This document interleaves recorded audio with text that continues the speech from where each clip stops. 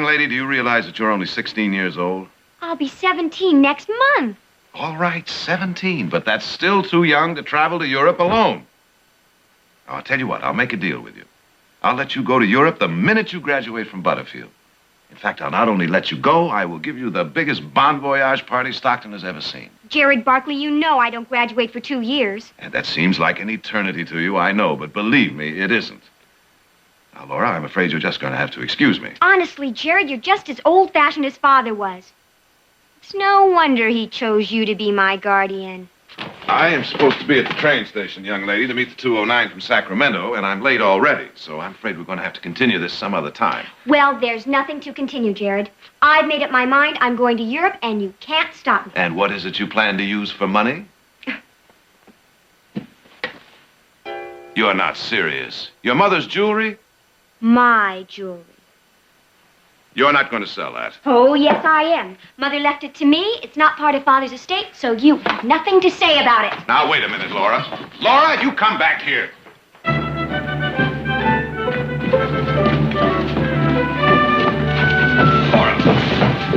Laura. Listen, you just calm down and come back to the office. Let me go. Now, look, I'll tell you what. You come to dinner tonight, and I'll arrange time for a little talk there, I'm all right? not coming to dinner tonight. Tonight I'm going to be on a train to New York to catch a ship for Europe. Now let me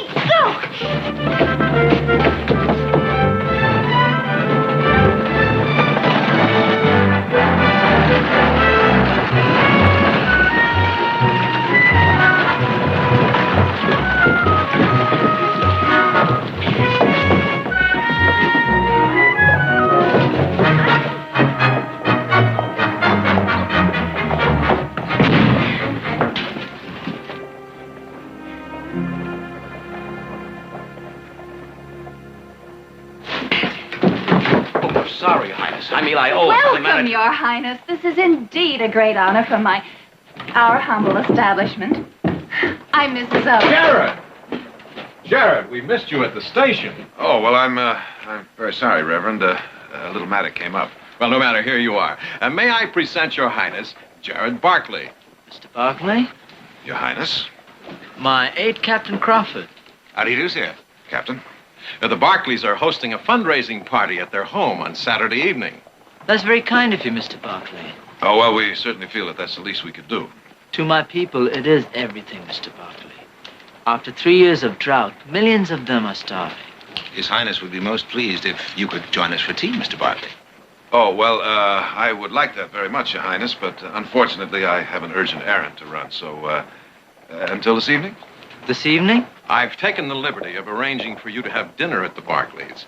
That is, if you have no other plans. Oh, no, we don't. We'll be honored. Until then, Mr. Barkley. Good. Well, if you'll excuse me. Right this way, Your Highness.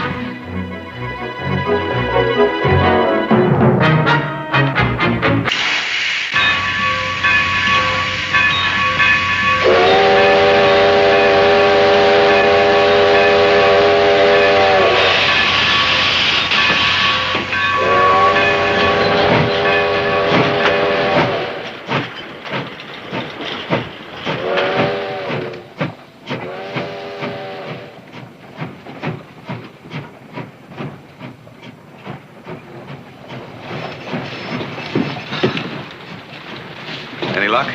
Well, it looks like you got trouble, Jane. She's not on that train, I know that. I went through every car. Well, she didn't get on the stage either. What about her friends? Did you check them? Yep. Every one of them said if she's made up her mind to go to Europe, she's going to make it to Europe. Oh, you wait till I get my hands on that little... Hey, wait a minute. I wonder if she could have ridden out to Fry's Junction to catch that train there. I don't know, but I'll check it out for you. And there's a legend that India itself, with all its beauty and mystery, was enticed from the sea by a music of a sitar. It's beautiful. It's yours, Mrs. Barkley. Oh, no, Your Highness, I couldn't. Please, I want you to have it as a token of my appreciation for your hospitality. Well, all right. On the condition that you will play it for us later. Oh, it'll be my pleasure. Mrs. Barkley, Yes, Silas. dinner is served. Shall we go in?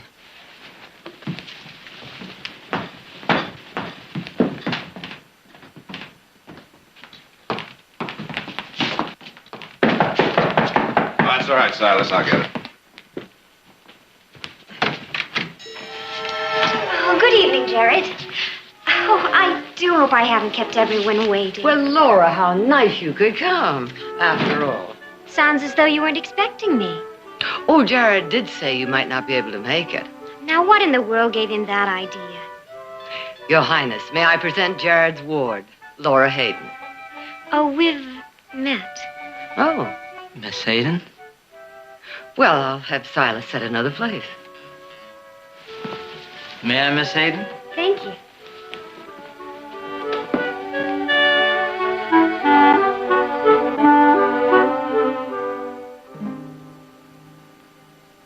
मेरा वतन गरीब गरीब अंधे के जैसे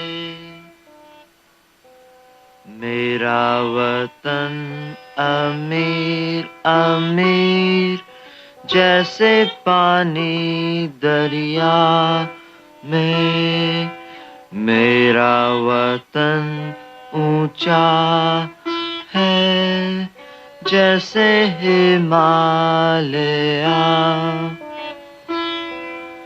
जैसे Himalaya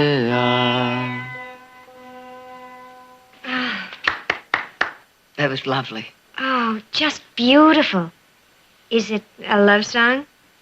Yes, to my country. My apologies for not having something for you, Miss Hayden. Had I known you were going to be here... wait. Perhaps you'll allow me to give you this as a memento, which has been for me at least a very enjoyable evening. Oh, no, I couldn't. It's only an imitation. Yes, I'm afraid His Highness has sold virtually all of his jewelry in order to raise money to help alleviate the suffering of his people. Please accept it. Thank you. Well, Your Highness, it is getting late, and we have a busy schedule tomorrow. Yes, I'm afraid we must go. Laura, I'll get the buggy for you. Jared, no, that won't be necessary. I'm sure Prince Ranjit and Captain Crawford would be glad to drop me by my place on their way into town. Well, of course.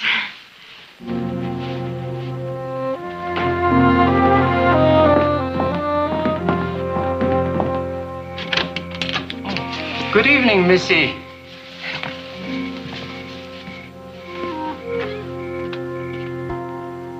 Wong, this is Prince Ranjit. Oh, yes, I heard much about young Prince. I hope you find your stay bountiful. It will be. May I prepare some refreshment, yes? Thank you, but it's getting kind of late. Oh, tea will only take a few minutes. And you can ask your aide to join us if you like.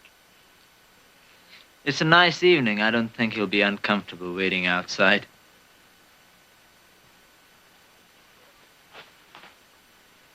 You have a beautiful home, Miss Hayden. You live here all alone? When I'm not in school. If you call having a houseman and a cook, a couple of maids, a ranch foreman, and 20 ranch hands around all the time living alone. My mother and father were killed in a railroad accident 3 years ago. My sympathy, Miss Hayden. Oh, please, not Miss Hayden. Call me Laura. Only on one condition, that you call me Ranjit. Oh, all right. Ranjit, I want to do something for your people. I'm going to give you $10,000. $10,000? Hmm? Laura, that's a great deal of money. Well, I have a great deal of money. But I couldn't let you. Oh, please, Ranjit.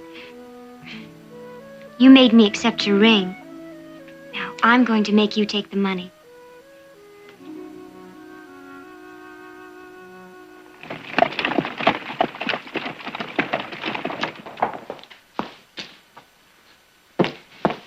Good night, Mrs. Owens. Good night, Nina.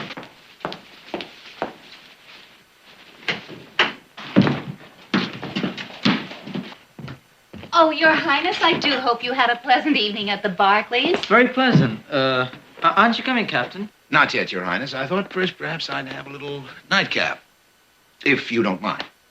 No, not at all. Good night. Good night, Your Highness. Good night. Good night. Harry. I beg your pardon? Harry Davis. Davis? Don't you remember me? Nita Yates. I knew you in San Francisco. You're obviously confusing me with someone else. Oh, but I could have sworn you. Oh, well, maybe I am. Sorry. That's quite all right.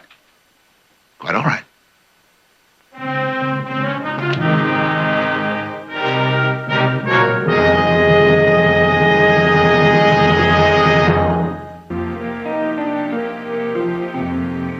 $10,000? Now, Jared, it's not for me. It's for Ranjit. Ranjit? Well, he asked me to call him that. It's a donation to buy food for his people.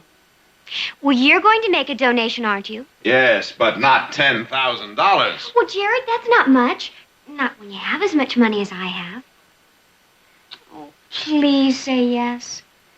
I'll tell you what, young lady. I'll make a little deal with you. I'll authorize, say, $5,000. And that's on the condition that you promise to go back to school next fall and that I don't hear any more of this nonsense about running off to Europe. Father was very right to pick you, Jared. I give you my word. All right, I'll authorize a draft for $5,000 and you can donate it at the reception on Saturday. Oh, Jared. I'll go tell Ranjit right away. You're seeing him today? We're going riding.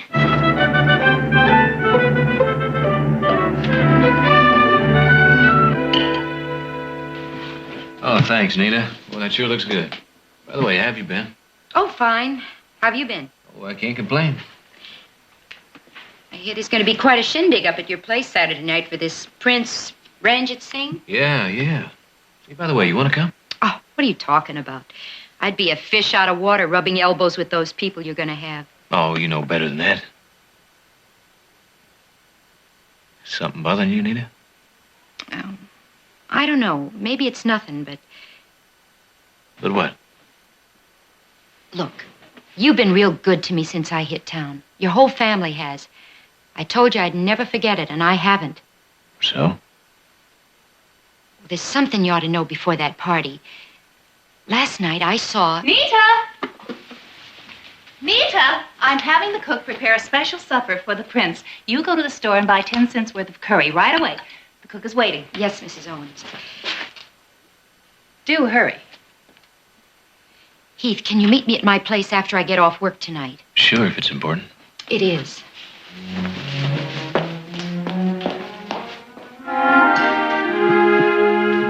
This is my favorite spot on the whole ranch. You must have many beautiful places to choose from. You must be owning most of the state. Oh, no. Only 5,000 acres. Ranjit, I have good news for you. Oh? I talked to Jared this morning about the money, and... Well, he agreed to $5,000. But he's going to give me a bank draft, and I can give it to you Saturday. Something wrong? No, except... Well, I don't know how I can show my appreciation. But when I return home to Amritsar, I shall tell everyone of your kindness. Amritsar. That's the city of the Golden Temple on the banks of the Indus. I read all about it in my geography book last night. It must be a beautiful place. Yes, it is. I wish I could show it to you someday. Perhaps someday you will.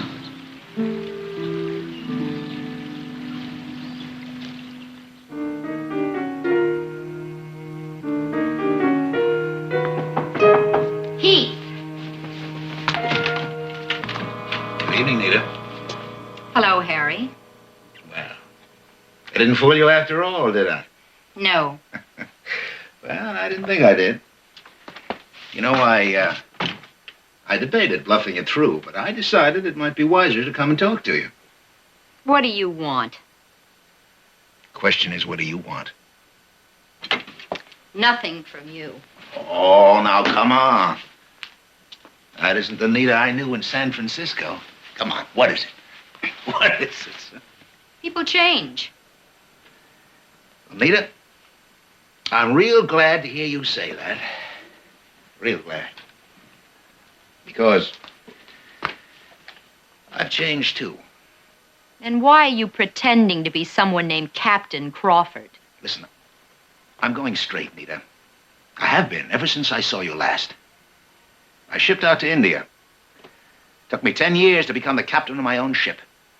I've changed, Nita, more than my name. I'm not Harry Davis anymore in any way. But Harry Davis is still wanted for murder in San Francisco. That hasn't changed. Nita. Nita, please. Please don't mess me up with the prince. My job as his aide is very important to me. I'll bet it is. He's here to raise money, and the more money he raises, the more you can steal from him. And if you steal from him, it's the same thing as stealing from people who gave me a hand when I needed help. People who didn't care who I was or what I'd been.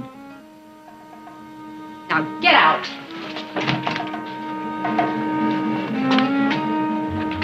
You're going to tell your friends about me? Yes. 10 years of my life, Nita. Washed out. Just like that. I've heard your soft soap before, too, Harry. Now get out.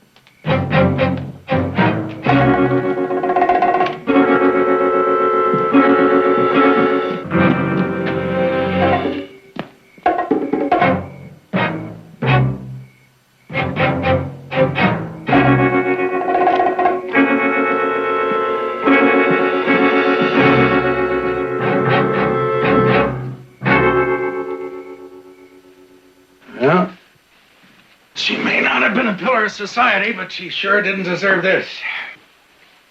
Now, what are you doing here anyway? Well, I had lunch at the hotel. She said there was something she wanted me to know about before the reception Mother's giving Saturday night. She say what it was?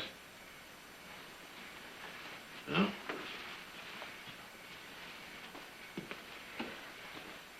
How about the man you saw running away from here? Any idea who he is? Well? No.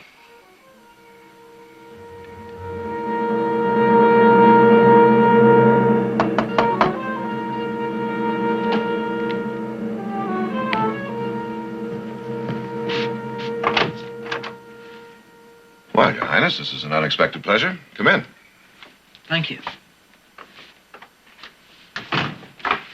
Please sit down.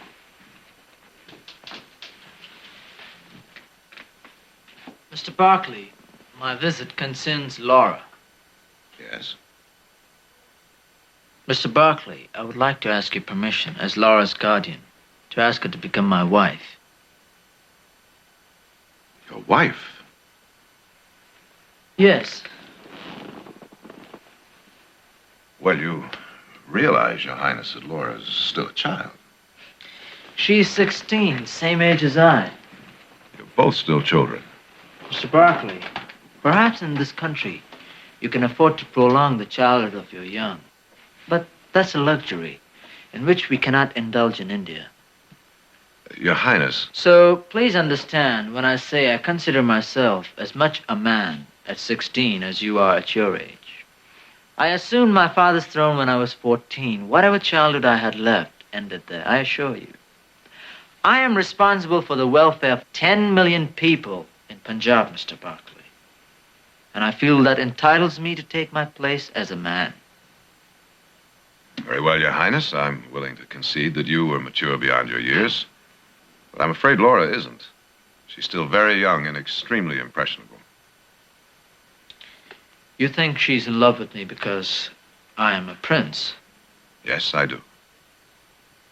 So I'm afraid I can't give Laura my permission to marry you. If for no other reason, her father's will stipulates that she forfeit his estate if she should marry before she's 21. What if she's willing to do that? I would hope you wouldn't let her. I can't promise that, Mr. Barclay. Good day.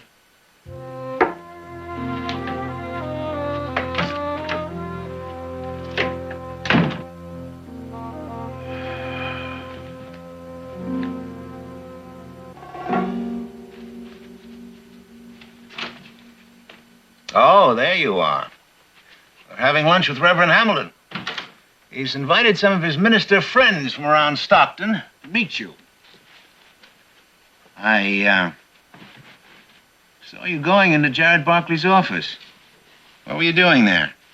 Oh, I wanted to talk to him. Oh? What about? I asked you, what about? Oh, about Laura Hayden. Laura Hayden? What about her? Oh, I asked Mr. Barclay for permission to marry her. You what? You must be out of your mind. She's in love with me. Are you in love with her? No. Just interested in her money, huh? Yes. That's the truth. You're lying. You are in love with her. No. Stop it. You're not fooling me. Sure, I've seen the way you've looked at her. You're gone on her. What if I am? What's the matter with you? You started believing that you're really Prince Ranjit Singh? No. Well, what were you thinking of? What did you think you would do after you married that girl? Take her back to that hole I pulled you out of in Amritsar? Oh, maybe you thought that you would settle down here in Stockton, huh? And go on making people believe that you were a prince. I don't know. You don't know. Well, now you know. So you just forget it. After the Barclays party, we take the money and we move on. Do you understand? Well? No. What? I can't do it. Listen, what in the world has gotten into you? These people are practically begging for us to take their money, and all of a sudden... It's not all of a sudden. I've been wanting to quit for a long time. Well, I didn't know that. Oh, boy. You should have told me. I was going to tell you. After the last job. And then you came out with this Prince Ranjit idea. Well, I thought I could do it. You can. Yes, boy, you can. Oh, look. I know how you feel. I was ready to call it quits myself. Until I hit on this idea. Then I realized we could pull out winners. You know, this isn't like the nickel and dime stuff we've been working before, boy. This is big. This is big. We can pull 30 to 40,000 out of this town. And come to think of it, the hayseeds will think we're doing them a favor. Sure, we're letting them think they're doing something for a suffering humanity. It eases their conscience. They feel good, we feel good, everybody's happy, huh? Come on, boy. Just a few more days, and... And you'll have another idea. And we'll go on the way we have for 8 years. I want to quit now. You'll do as you're told. Is that clear? Yes. That's a good boy. That's a good boy.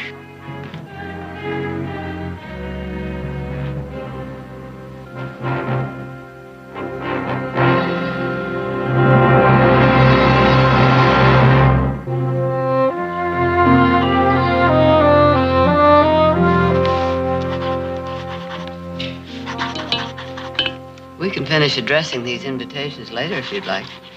No, we'd better finish them now. Are you sure Jared's going to be home for lunch? Well, that's what he said when he left here this morning. Why? Is there something special you wanted to see him about? No, I was just wondering. Isn't it warm today? I hadn't noticed. Perhaps you'd like a nice glass of iced tea, hmm? Thank you. Laura? In here. Ah, there you are. I stopped by your house. Wong said you'd be here. Did Ranjit talk to you? He did? And you said no, didn't you? How did you guess? Oh, I knew you would. I told Ranjit it's no use even asking you. Now you listen to me. You're not in love with him. You haven't got the slightest idea what love is all about. Oh, if you're going to give me that "you're just a child" speech, you can save your breath. You know, I don't have to have your permission to marry Ranjit. That's right. But may I remind you, your father's will provides that if you marry before you're 21, you forfeit his estate. He had no right to put that in his will. He did it for your protection. I must say I give him credit. He obviously knew you a lot better than I thought he did. Jared, please. I do love Ranjit. I really do. I know I'm young. Laura, I doubt very much whether youth makes much difference in your case. What do you mean? I mean, I wonder if you'll ever really know anything about love. I wonder if anyone as selfish as you are ever could, no matter how old she gets. Selfish? I had to beg you to let me give Ranjit $5,000, and you call me selfish. That's right. Laura, you want to give him that money to impress him. The fact that it might feed a lot of hungry people doesn't mean a thing to you. I hate you. Laura! Laura! Let her go, Jared. Let her go. She'll cry it out. But I can't tell what she might do. Well, there's nothing you can do to prevent it, unless, of course, you'd like to lock her in her room until she's 21. Well, I suppose you're right. I tell you, I don't know what's going to happen to that girl. Same thing that happens with all children. They grow up. Yes, but in the meantime... In the meantime, you do the best you can. Not necessarily. I could ask Judge Hartman to appoint somebody else. No, Jared, that you cannot do. I didn't ask for the job. But you didn't refuse it. Now, Jared, you're Laura's father, or the closest thing there is to one. And being a parent is one responsibility you can't walk away from. Come on, let's have some lunch. You'll feel better.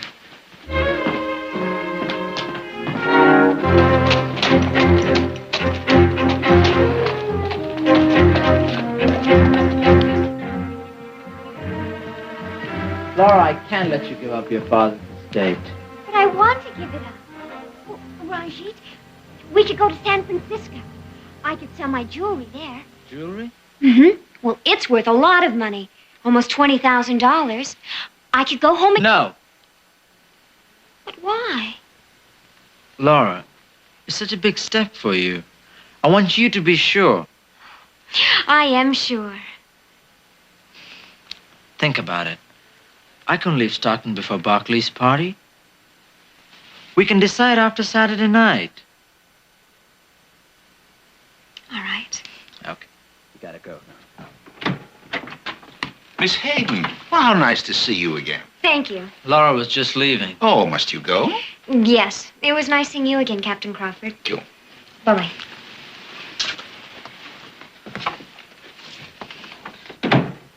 Laura just stopped by to... I know why she stopped by.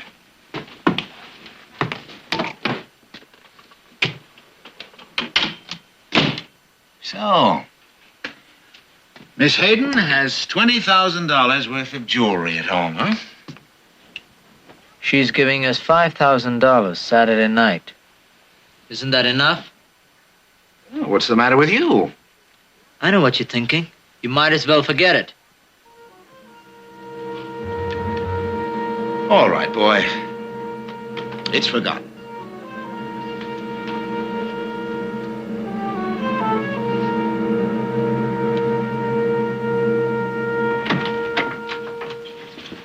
You busy? Not especially. Come on in.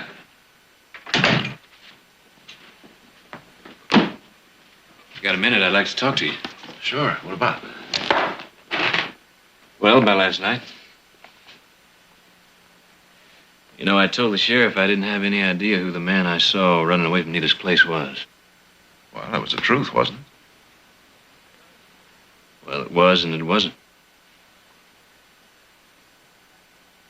When I saw that man running away, well, for a minute I thought it was the Prince's aide. Crawford?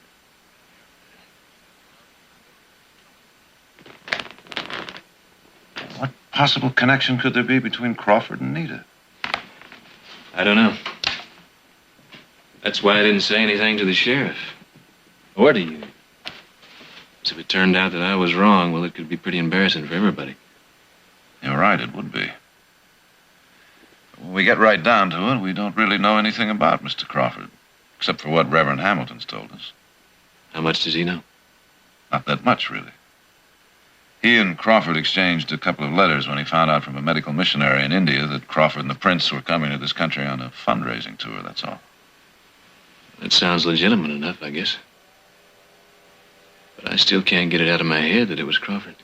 I don't see that you have much choice, Heath. You'll have to go to the sheriff.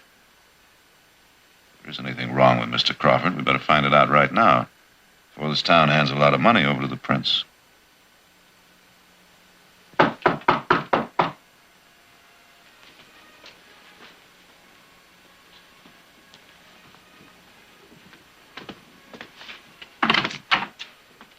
Captain Crawford, I'm Sheriff Madden. Won't you come in, Sheriff? Okay. His Highness is resting at the moment, but I'll be glad to tell him you're here. No, Captain, it's you I came to see. Oh.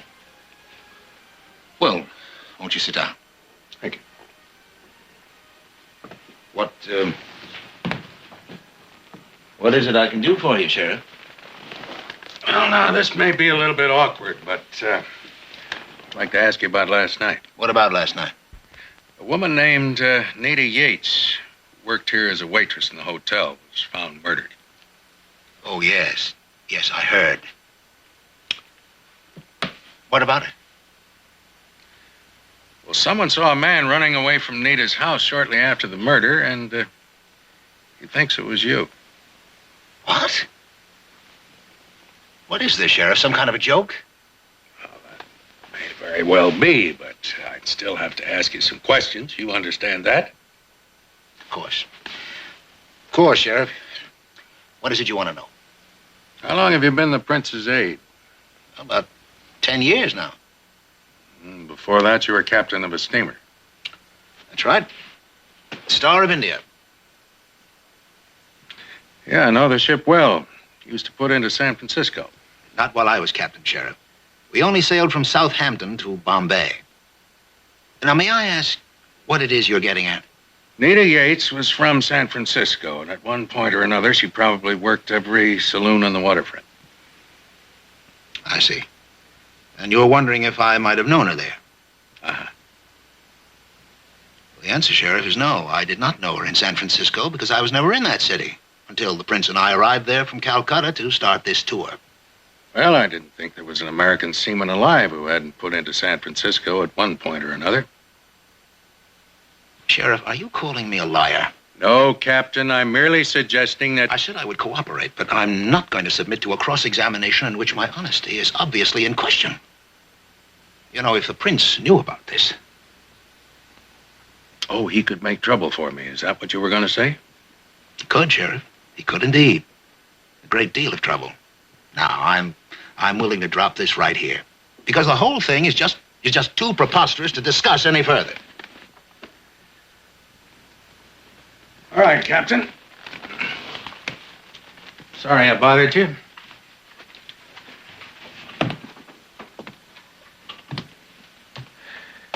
Just one thing I'm curious about. What's that? Why haven't you asked about the man who thinks he saw you last night? Why should I? Oh, no reason. Unless you just don't care, or you already know.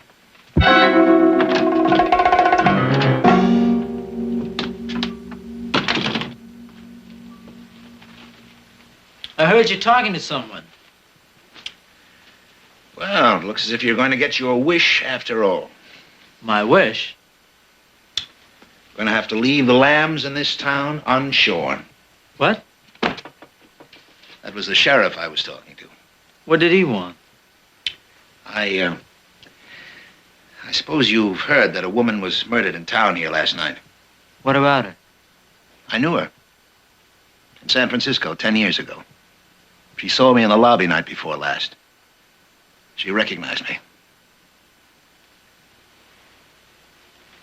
And you killed her? Well, she didn't leave me any choice. Heath Barkley saw me running from the house. That's what the sheriff wanted to talk to me about. You killed a woman just... Don't you turn your back on me. Not after all I've done for you. Have you forgotten who you were and what you were when I picked you up? Why, you'd never eaten anything but slop. You'd never even slept in a bed. Where do you think you'd be now if I hadn't taken you in? Dead. That's right.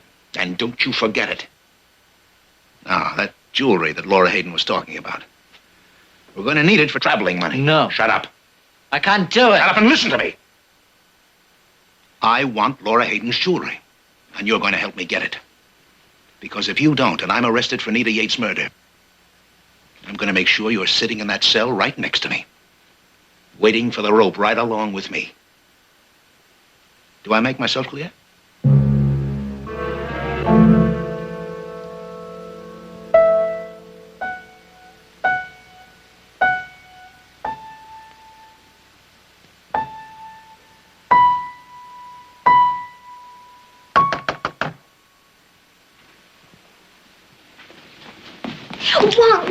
Wong, I'll get it. Rajit, come in. Good evening, Miss Hayden. Oh, Captain Crawford. Maybe speak to you, Laura. Well, of course. Come in.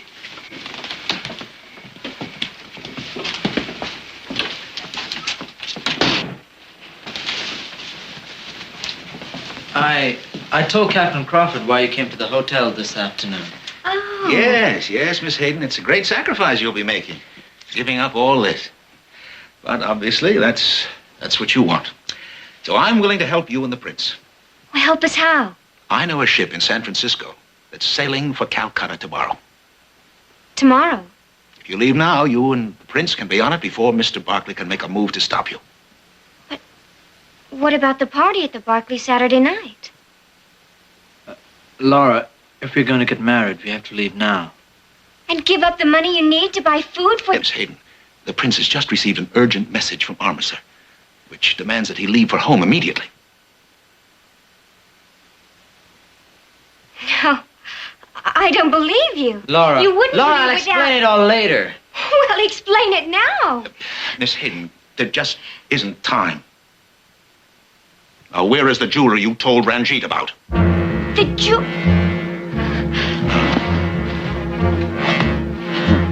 No! Give me that jewelry, Miss Hayden. Rajit! Laura, give it to him. Give me that jewelry. Laura! Laura, are you all right? Stay away from me! Here, take this. What are you doing? Just making sure that she doesn't run to the sheriff right away. I'm taking her with us.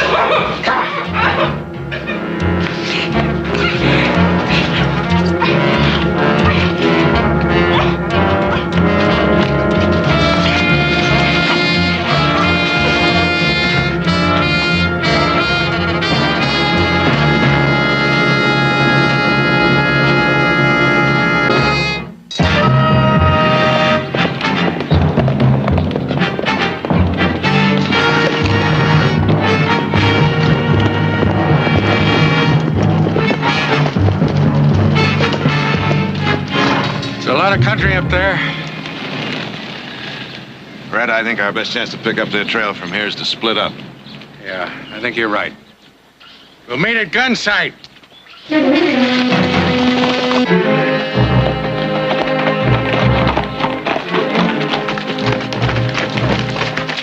All right, we're going to stop here a few minutes and rest the horses.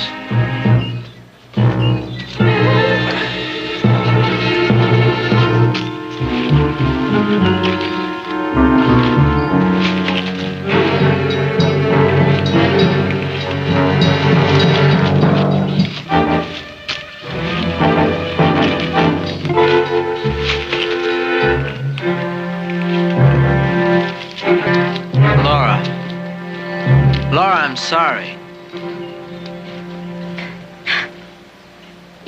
You're sorry. You lie and you cheat and steal, and you say you're sorry. How can you be? You're nothing but an animal. Maybe you're right, Laura. That's what I was when Crawford found me in streets of Amritsar. Just an animal, fighting all the other animals for enough garbage to keep from starving. Crawford wanted a boy to use in a confidence game he was working. And I was lucky he picked me. He fed me, bought me decent clothes, even sent me to school, run by some British missionaries. In return, I helped him steal. But I wasn't hungry anymore. I was nearly 10 years old, and first time in my life I wasn't hungry. I can't forget that, Laura. I want to, but I can't. You could if you really wanted to. You could if you were half the person you pretended to be. The person that I fell in love with. You fell in love with Prince Ranjit Singh. No. I know that's what you believe. You and Jared and everybody else. But it wasn't true. Just wasn't true.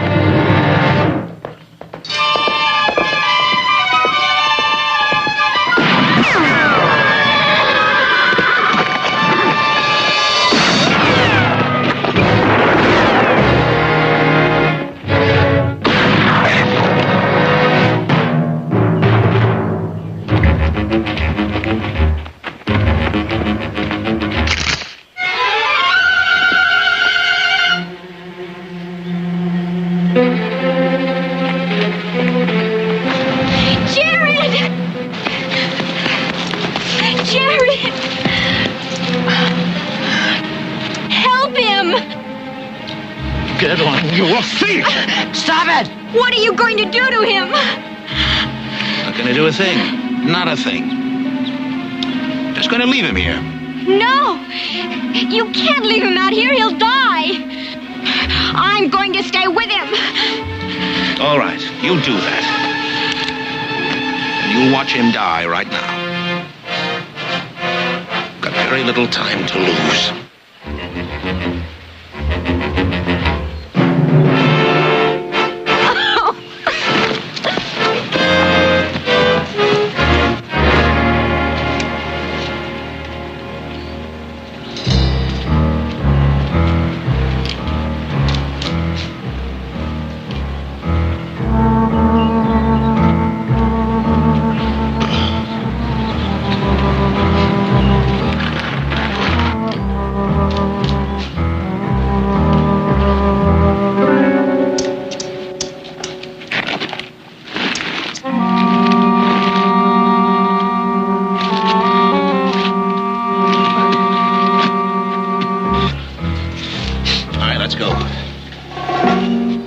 Let's go.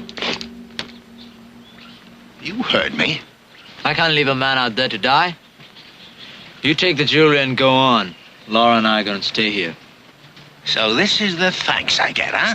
I have to stop thanking you sometime. I'm not going. All right. All right, I don't care what you do.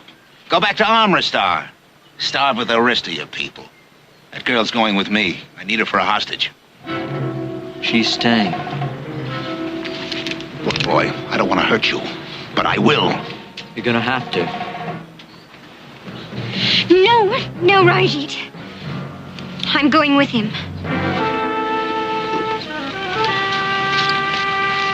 Goodbye, you little fool.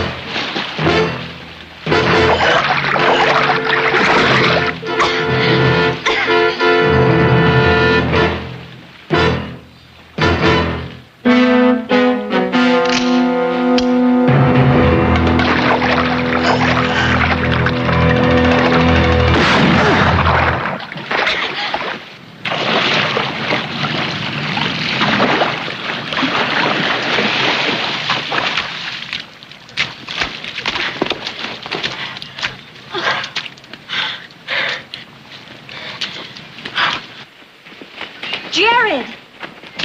I'm all right. Who are you? Nobody. Nobody, Mr. Barkley. What's your name? Jahan. Just Jahan. You're wrong, Jahan. It's Prince Ranjit Singh who was nobody.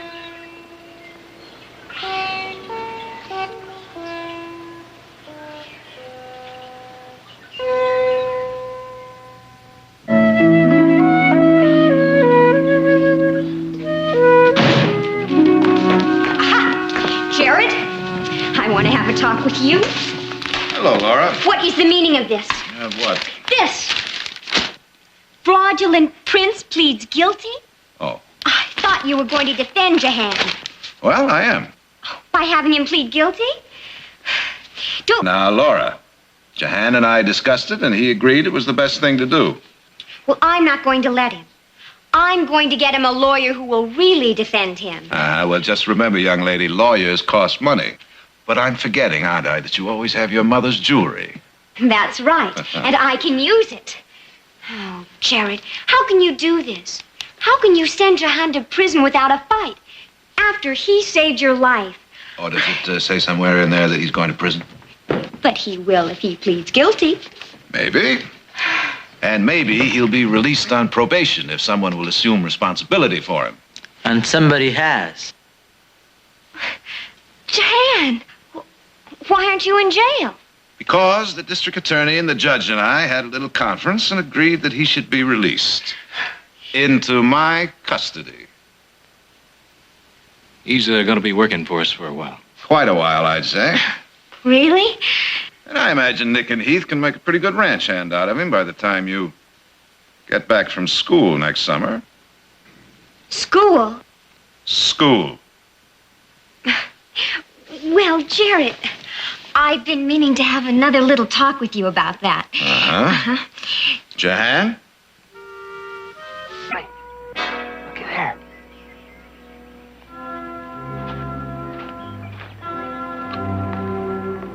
Threw himself a dent in the back of his head. More than a while ago from the looks of him. Wonder if his horse throwed him. Hey, Charlie. Same as the other one. Ain't likely they both got horse throwed. Looky, I'll tell you what. I'll stay here with him. And I want you to ride into Stockton and tell the sheriff the whole story. All right? Uh-huh. All right.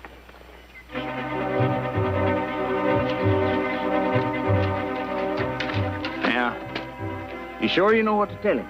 Sure. What?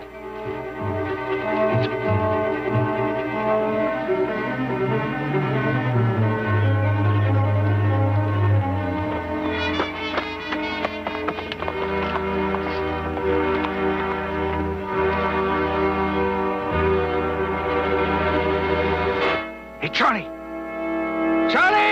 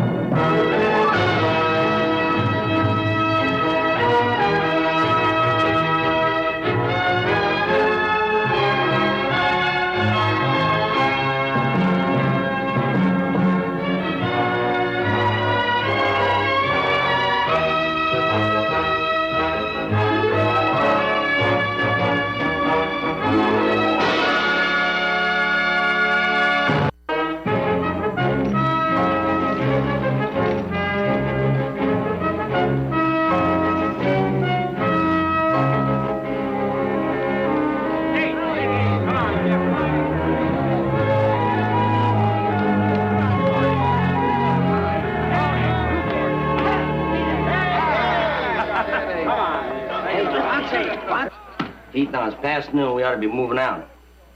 There's your hang-up. Roll him. Big 10. Is it winning? Mm-hmm. Well, I could be 2 more days. Old Nick ain't gonna quit the game till he's got all the money or none of it. Days, you like ham sandwiches? Yeah, I like him. It's all yours. I'll see if I can pry him loose.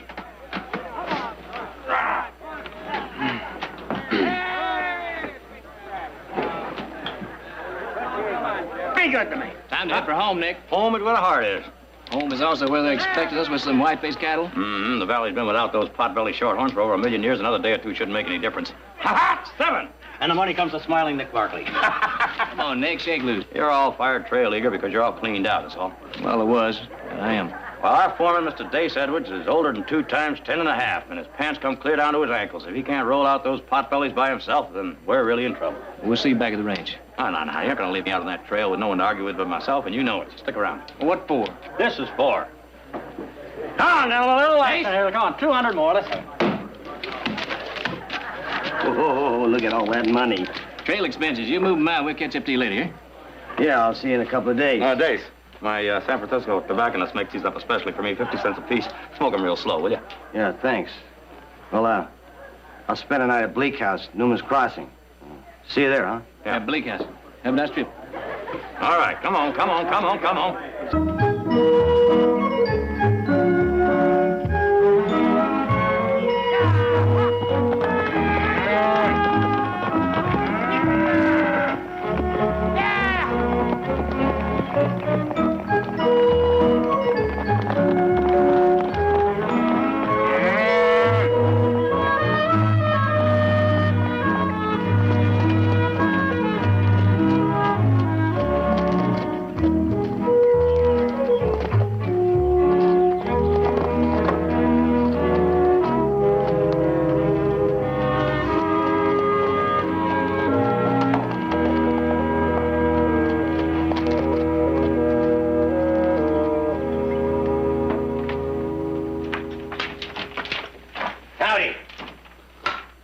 Well, afternoon. You got any vacancies? How many of you is there? There's 5 of us. Well, 50 cents a head includes a hot supper and a hot breakfast. Come on. 4 of us are cows. Oh, yeah? Yeah. I swear, after the way your brother and I slaved to get you all that schooling, you don't read nothing except fairy tales. You're always thinking that you're a Cinderella princess. Anything wrong with dreaming? No. You just keep a good, tight grip on that dream. One of these days, it'll all come true. You get enough money and build that hotel up on the North Rise. A big, sparkling white one. A real showcase. And kings and emperors will come from halfway around the world to enjoy our hospitality. Why don't you fetch me a little taste of whiskey like a good girl? You have to wait. We've got a guest.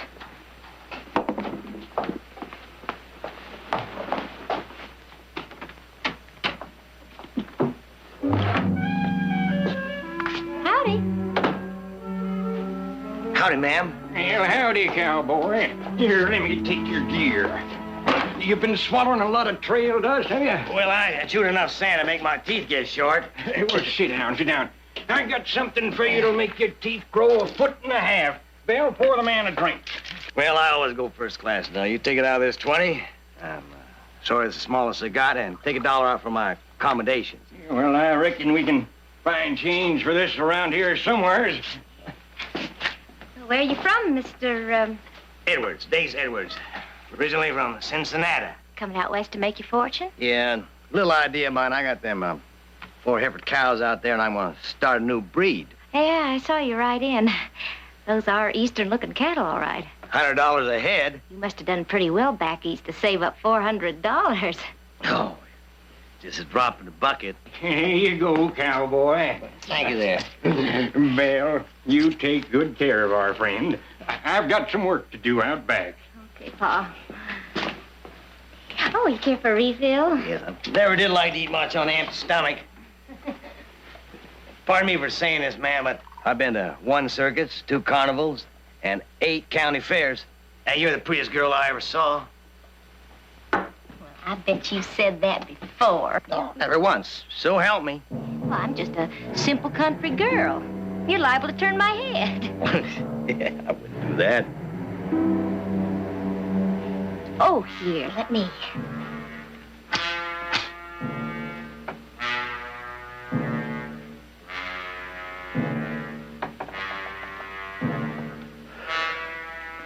Oh, I love the smell of cigar smoke. It's got a man smell to it. You know something? I never knew a man who was really comfortable with his boots on. Yeah, well, I've had them on for 4 days now. They're kind of stuck. They're kind of growed on like. Well, here, you just let me help you with them. You take your other foot and push. Well, ma'am, I just can't do this. No righteousness. I just can't. Just lean back and push. Oh, ma'am. Well, if I'd known about this place before, I'd have been here a long time ago.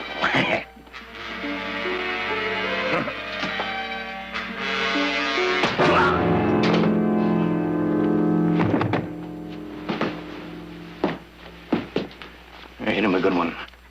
He's dead.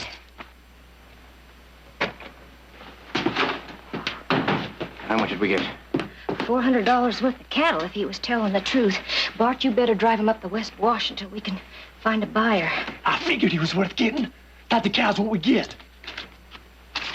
$18.80 in cash. All he had on him was that 20. Sure, he did well back east. $400, a drop in the bucket, he said. We got $18.80. What's what we're going to get for his gear and cattle? Now, that ain't bad for a half hour's work. But he fooled us. Someday I'm gonna meet a man with so much money he doesn't have to lie. Now, when you roll, you gotta talk to those dice. How do you expect them to do what you want them to do if you don't talk to them? We better rest these horses. They're not sweating. Well, I am. I never once heard you say, come on, dice. Make it and I'll get you some new spots. Nick, them squares are made out of ivory. They can't hear a word you say. All right, and how come I'm a $3,100 winner? You cheat. I play the winning streak. Play the winning streak. You can't win, you can't win. You can't lose, you can't lose. You look over there. Look over there. See that little rabbit? You see him? You see him? Yeah, I see him. Well, now, I'll bet you $10 when I holler, he's gonna spook to the right. Huh? Huh? No bet. No. There. See that? Now, when was the last time you saved $10 so easy? It must have been 15 or 20 minutes ago when I didn't take that bet on whether them stupid bird's nests had pink eggs or blue eggs. You want to camp here? I got some hooks. We'll see how lucky you are with these traps. Oh, no. I can afford a hot meal. Oh, by the way, where was that place old Dace was going to meet us yesterday? Bleak House up by Newman's Crossing. Oh, now, why can't we stay there the night? Get up, have a fresh start in We're the only morning. 6 hours from home, Nick. We'll be in there before midnight. Tell you what, we'll flip for it. Heads we go to Bleak House, tails we go on home. Not a chance. But I'll bet you the food is lousy. 50 cents it isn't. You'll never get that bed clean that way. You're going against the grain. You gotta go with the grain. This way. This way, eh? Looked like somebody got hurt here. No, we just slaughtered some hogs. Hogs, huh? Well, how does a half a dozen pork chops sound to you? Sounds great to me. Well, we sold off all the pork. But we got beef stew for supper, and for breakfast we got bacon and beans, and sleeping's in the loft, and the price, 50 cents each. Here's 5. Well, I ain't got change for $5. Oh, that's all right. You take it. We just want the best in the house. You got it. Say, what time did our foreman leave this morning? Who? A fella named Ace Edwards. He was driving some white-faced cows. He was supposed to stop here last night. Did he stop here? No, ain't been nobody around here for days. Listen, I'm gonna go down to the house and get my sister to start supper for you, all right? Right. Glad to have you. What do you suppose happened to Dace? Oh, I don't know. You get those fat cows moving, you wouldn't want to stop them now, would you? I guess not. All right, let's get the horses on saddle and get to that hot meal, huh? And one of them's got a roll of $100 bills you could stuff a tall goose with. And they was asking about that feller that was here yesterday? Yeah, I said he was their foreman. He was just a foreman. You can't trust nobody nowadays. What'd you say? Well, I told him we never seen nobody fit that description. Good. You figure they got $1,500, maybe $2,000? Oh, more than twice that. Enough to get us a real fine hotel. Well, you feel them out, and I'll be in the back room getting some shut-eye with both ears open.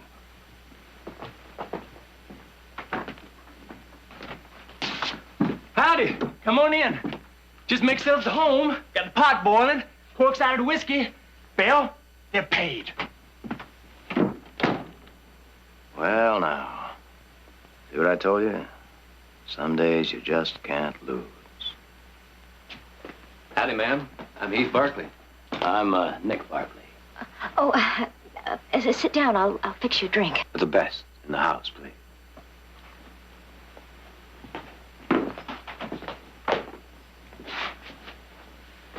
Are you the Stockton Barclays? Yes, ma'am. Hope you gentlemen are hungry. Do you like beef stew? You make it, I'll guarantee it.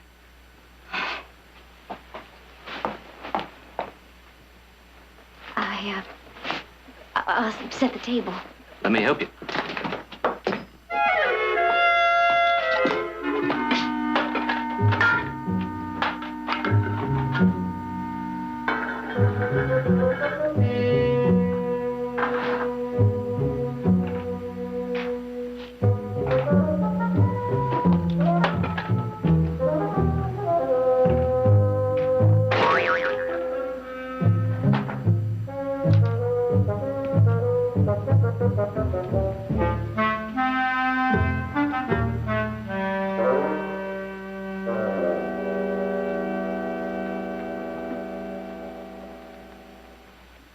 It's your move, Mr. Barkley.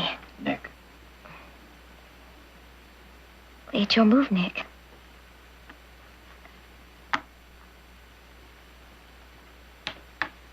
That wasn't a very good move. Make it hard for a fellow to concentrate. Do you get by here very much? No, not ordinarily.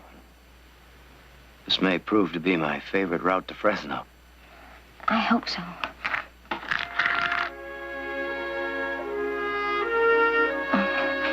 It is late. You said you were going to leave before sunup? I don't need any sleep. I do.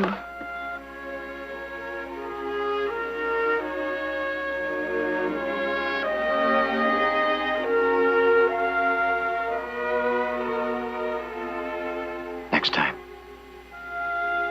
It might be sooner than you think.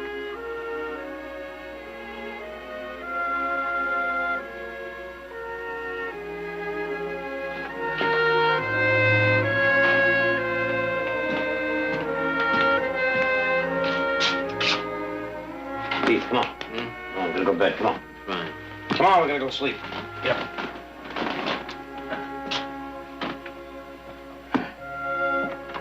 Good night.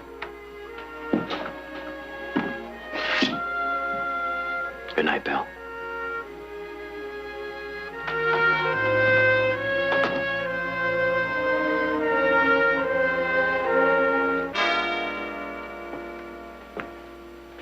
I got a feeling he just might be coming back. I hope so. Daddy, you let him get away. Those are Stockton Barclays, boy. Too rich, too many friends, too many folks expecting them back. All that money. We tempted fate when we killed their foreman. Besides, that black-haired one, he sparked the bell. They all do. We might build this into something permanent.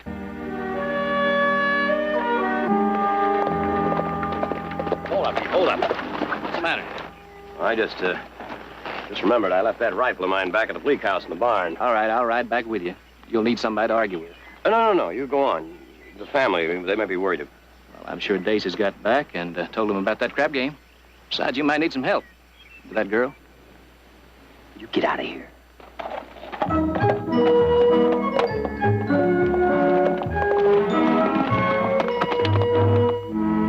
Sure? I saw him with my own eyes. Jared, that's terrible. Well, the prodigal returns. Eileen got me down. What's so terrible? They found 3 more bodies in the North Jetty. 3 more? That makes 9 in the past 2 months. Any identification? Not unless you want to count their skulls being crushed in like all the others. We were beginning to worry about you. You were supposed to be here yesterday. Well, didn't Dace tell you we'd be late? Dace? We sent him ahead with a Hereford. Well, he isn't here. Well, they should have got here yesterday. Maybe you and Nick better double back, see if he's in any trouble. Well, Nick isn't with me. What do you mean? Well, he left his rifle at the place we stayed at last night and rode back to get it. Oh, well, then he'll be here in a few hours. Well, not exactly. You see, he left a girl there also. Oh? Not anything to worry about, though, because Nick's riding a winning streak. But if Dace doesn't show up in a couple hours, I'll ride back and check on him. Good. What's for lunch?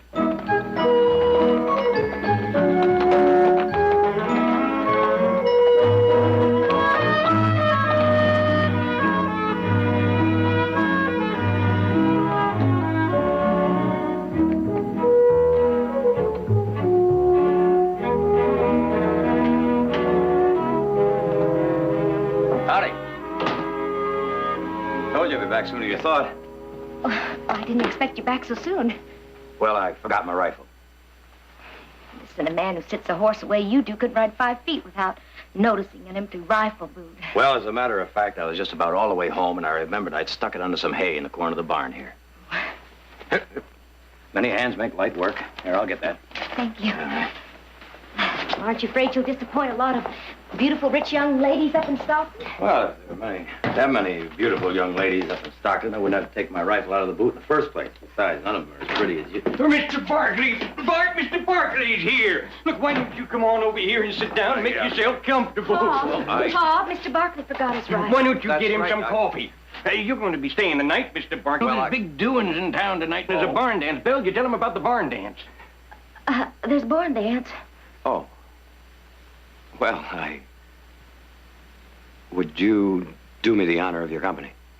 You can wear your flowered dress. Have you had lunch? No, Bill, why don't you fix a picnic basket? It's kind of warm around here, and it's nice and cool in that grove down by the river. Ain't nothing too good for our starboard of Mr. Barkley.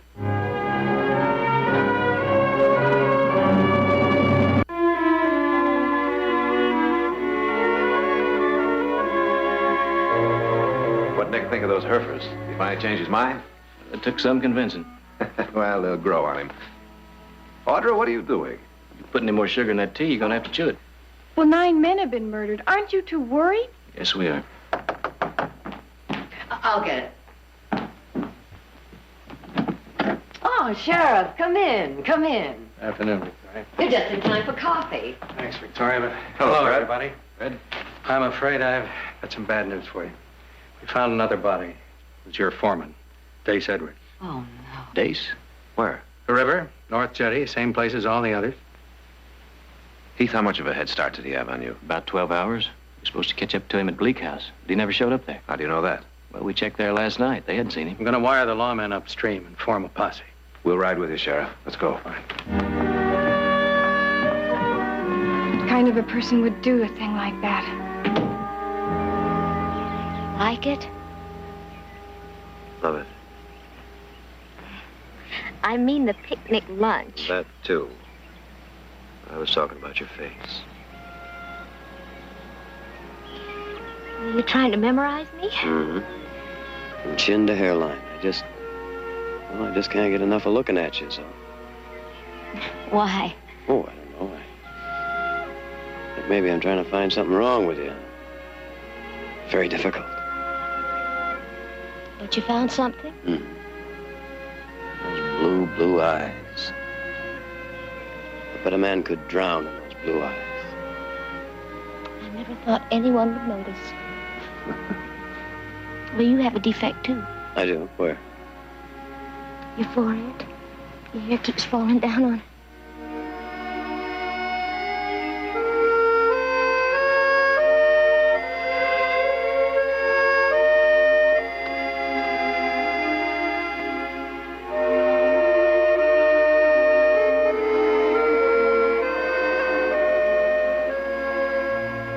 Something wrong? You kissed me like I was somebody. You are somebody to me, Belle. Somebody very special. Don't talk that way. And don't feel that way. Let's just live here now.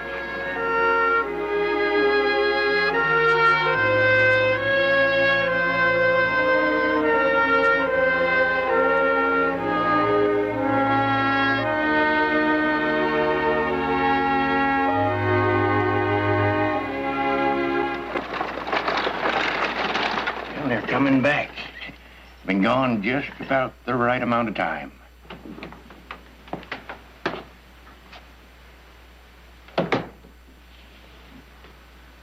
Belle? Belle?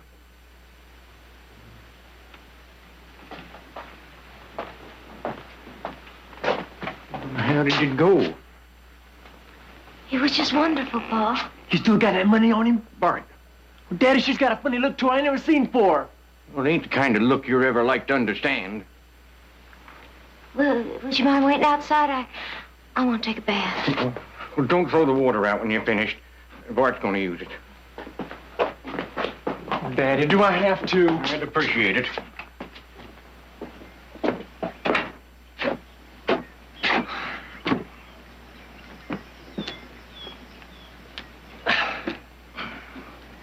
It looks like it's working out.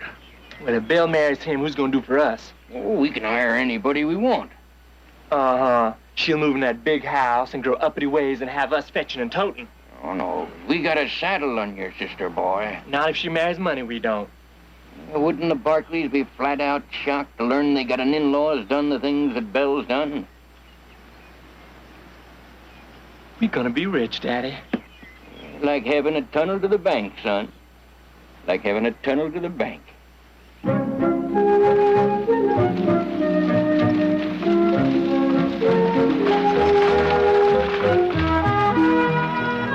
What was she like? Who? First girl you ever in love with? Oh, that one. She was a most unusual girl. She like me? Oh, very different from you. Very different. Sure. Mm-hmm. Yeah. A darker complexion, a little shorter, a little skinnier. But then again, so are all Paiute Indian girls at the age of 11.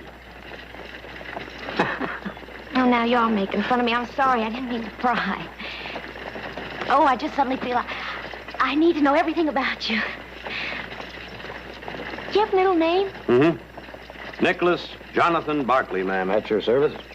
What about you? Where are you from? Your father and brother sound like they're, up around Missouri, Kansas way. In Missouri. Mm-hmm. Whereabouts in Missouri? Oh, it's a place you never would have heard of. What's I mean? Clay County. Clay County, Missouri. Seems I have heard something about that. Oh, no. Just a little place, nothing ever happened there. I don't know about that. You were born there, weren't you? All right, enough about your past. Do you have any idea about your future? Tell me. Tonight, right after that barn dance, when we're all alone, do you know what I'm going to do? No. I'm going to buy us 2 steaks about an inch thick and 2 bottles of wine, best restaurant in town.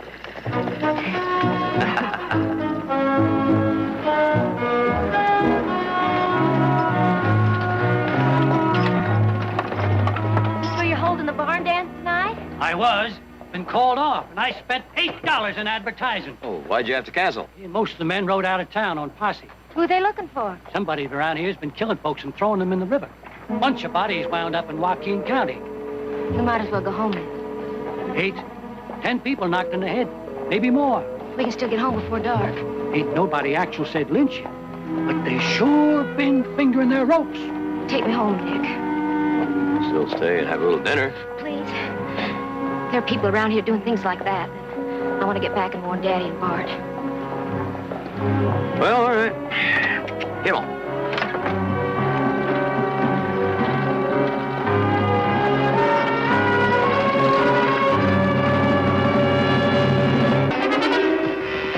This is where we found the bodies, and this is where we'll split up. Check every house upstream, both sides of the river. Ken, Baines, take the Laughlin place. The old man and his wife are over 70, but check it out anyway. Colvin, Herm, take the Stearns place, also look in on the Hubbles. Next up would be Bleak House. Jed, now take that one. That covers 20 miles. By that time, we ought to be meeting up with the Lathrop posse. All right, let's move out.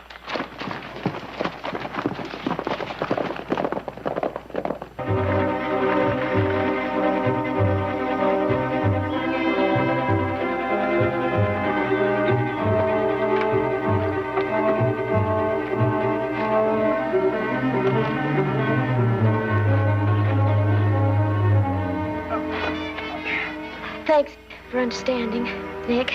I'll take the buckboard to the barn and unharness.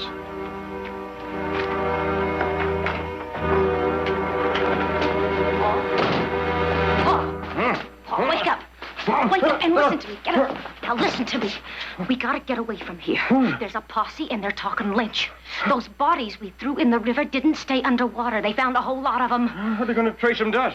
When they can't trace them any further upstream than this, they're gonna start poking around here. There's nothing to tie us in. It's bound and arrowed down to us, Bart. Now, do you want to take that chance? Yeah, just hush, hush. Where's that Barkley fella? Out in the barn unharnessing. What's he going to think if he sees us riding out like this? A man hit in the head with a hammer don't think nothing. With that money of his, we can buy us a whole lot of distance. Nothing happens to him. Oh, Pa, don't you understand? For a few hours, I had everything I ever dreamed of. Right here in my hands. And my hands were clean. And it wasn't all yesterday's. It was tomorrow's. Belle. Belle. Oh, Pa, why does everything we touch turn to mud? He was a nice young fella. If we move on, there's going to be other ones. Not like this one. So what are we supposed to do about him? He's a loss. We tap him on the head, and we send him downstream. No! Downstream. Downstream. You've got an idea. Found all the bodies downstream. What if they was to find one with its head bashed in upstream? Why, sure take the curse off on us. Well, where are we going to find a body? In the barn. Unharnessing. And with a pocket full of money. I told you, Pa, no. No. Well, whatever's going between you and Nick Barkley's past working. He fills our needs like nobody else can. And then we can stay here and build our big hotel. We ain't ever going to have that big hotel. We won't ever have anything. Maybe. But it beats swinging from the end of a rope. You just move him into the right spot in front of the canvas. And we won't have to explain anything to anybody. We can stay here. We'll have a lot of money and be just as pure as a morning dew.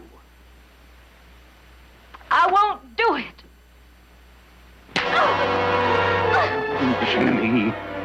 You ain't never disobeyed your daddy afore, and you ain't gonna start now. You hear me? You got no choice. It's him or us. He's coming. You better listen to Daddy. I brung us this far, and I'm gonna take us all the way. You just tell him we rode out to join that posse. Let him in, Belle. Let him in.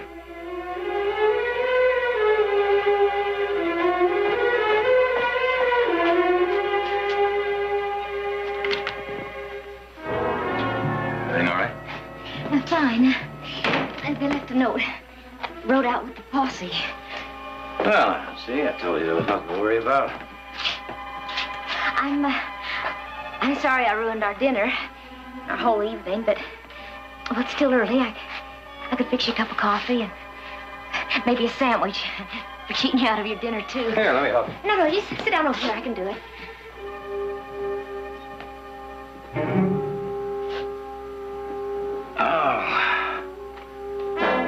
realize how tired I am. Lean back there and relax.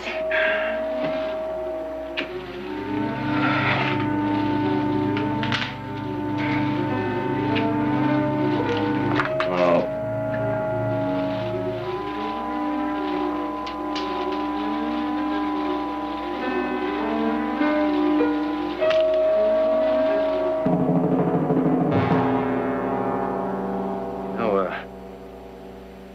I was sure my foreman stopped by here. He said he was gonna. Your foreman? Dace Edwards. Matter of fact, I gave him a couple of cigars before he left Fresno. Cigars made especially for me. Like this one. Let me see. Oh, yes. It's got your name right there. Oh, you must have left it here last night. No. I'm sure I smoked all of them before I got here. Oh, you must be very tired. Why don't you let me help you off with your boots, and I'll show you some real Missouri hospitality. Missouri. Clay County. Yes, that does ring a bell. My brother defended a bank robber from up that way. Had a strange defense, though. He said he didn't even know he had committed a crime. The only crime that was known around his parts was working for a living. He taught the children how to rob and kill rather than read and write. And all the heroes the kids had were men like Jesse James and the Youngers.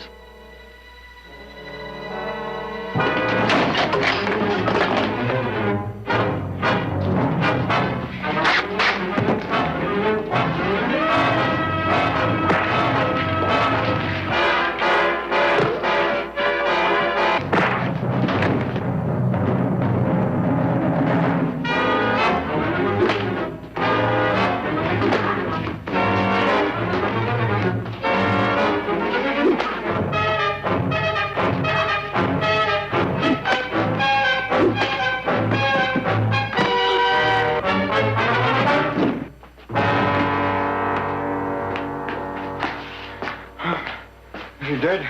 No. Well, I can take care of that. No! A shot might bring the posse. And they gotta find a body upstream with a mashed-in head, right? So let's get a canvas back up and take him upriver.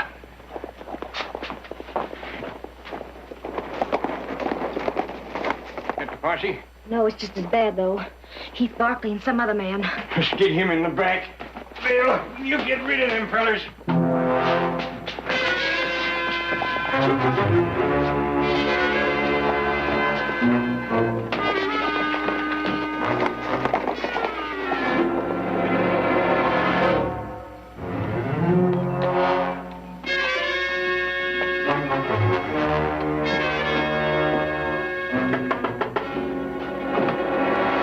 What, Mr. Barkley? Afternoon, Belle.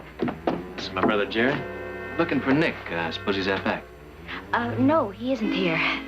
He did come back at noon to get his rifle, and then he went right back to Fresno. Well, he's a forgetful one. Sorry to bother you. Pleasure, miss.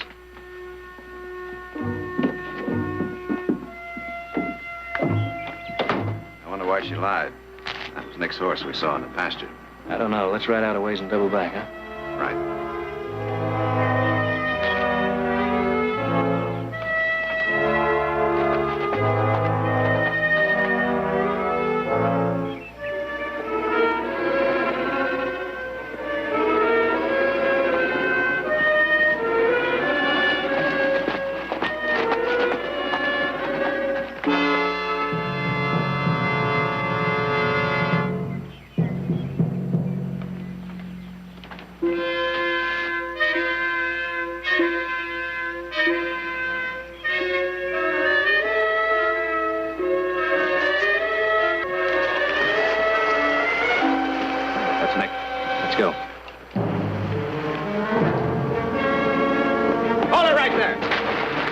Come back in the barn!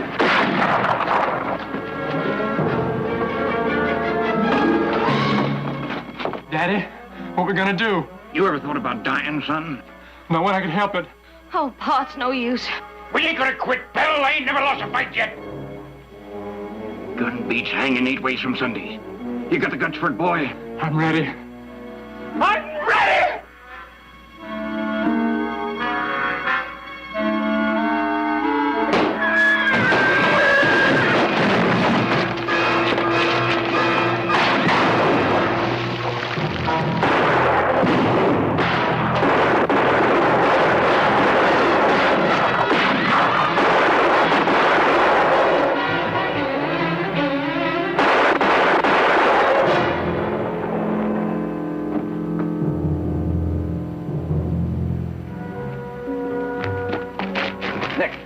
Nick, are you all right?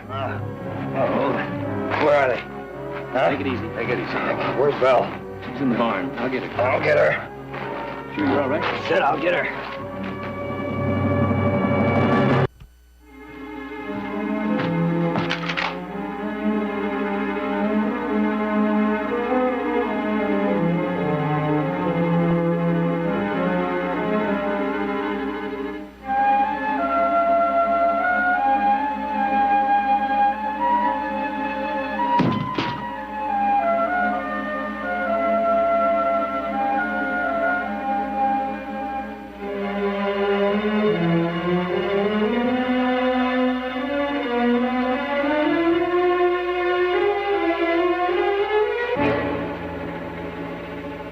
Is it over? It's over. I wasn't going to let him hurt you, Nick. I wasn't going to let him go through with it. Just sit back, Nick, and relax. Lean back, Nick. Don't. Sorry, Bill. You did love me, didn't you? Well, no, I'm not sorry about that. It's everything else. You don't have to be. What do you mean? I didn't kill any of those people. I just talked to them. Pa and Bart is the ones that killed them. How many people, Bill? I don't know, 15, 16, I don't know. And you just stood there and let it go on, huh? They'll hang me, Nick. Unless you help me get away. Get away. Well, there's only 2 of them out there. 2 between us and the rest of our whole Those are my life. brothers. If those are your brothers out there, then they'd let us get away. There's got to be some place for us somewhere. I'm afraid you'll always be carrying some dead people in your hip pocket, Bill.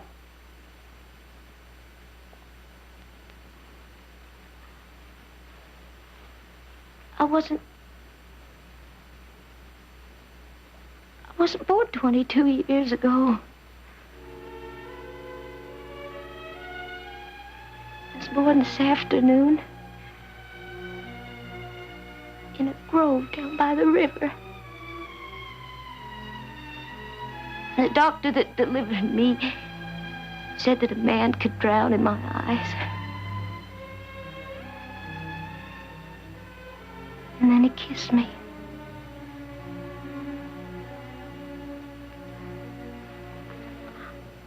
I never grew up around nothing but menfolk who never turned a furrow, never spent a drop of sweat. They never did nothing by the book. I even had to sneak away to go to school. Lived in nothing but old sod houses and caves. But someday we were going to have that big house. And then everything was going to be all right.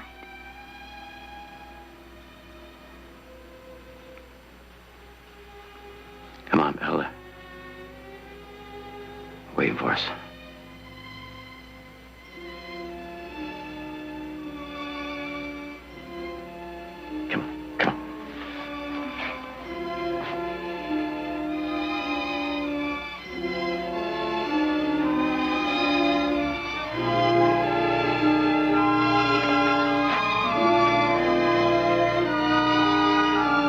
Town will take a chance on a new doctor.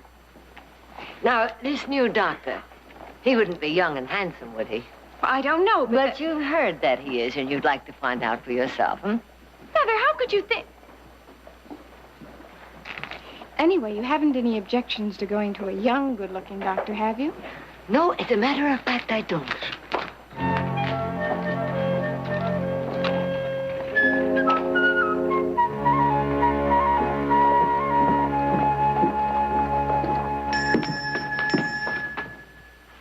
be out in a moment. Please be seated.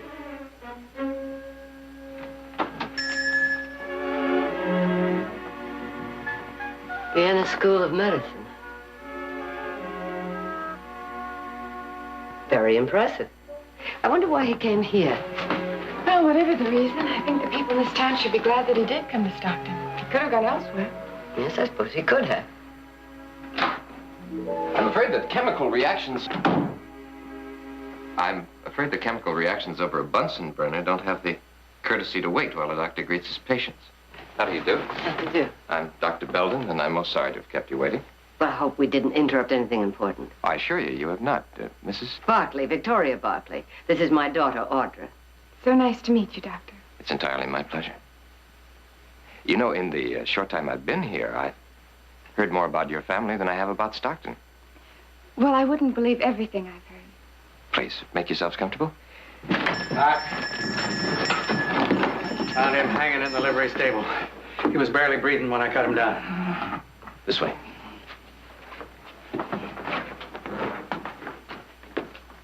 Mr. Gibbons? That's right. Everett Gibbons tried to take his own life? No. The way he was tied up, somebody tried for him.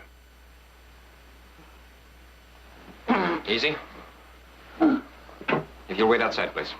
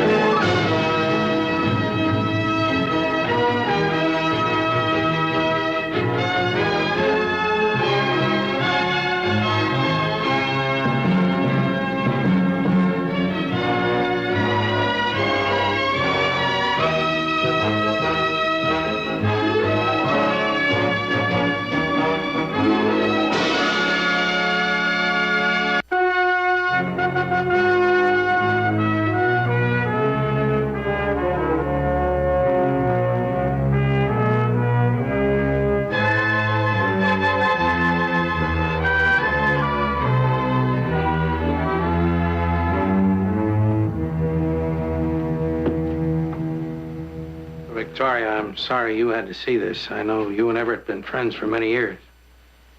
30 years. Well, I gotta be going. Doc, thanks. You did the best you could, considering. Considering? What, I wonder? Dr. Marrar might have been able to save him if he'd been here. If I were, perhaps, 20 years older, more experienced. Doctor, when I was a child, I had a filly colt that was struck by lightning. And when she died, and for a long time after that, I blamed those that tried to save her. You see, I didn't understand. Understanding takes time. A great deal of time. Perhaps.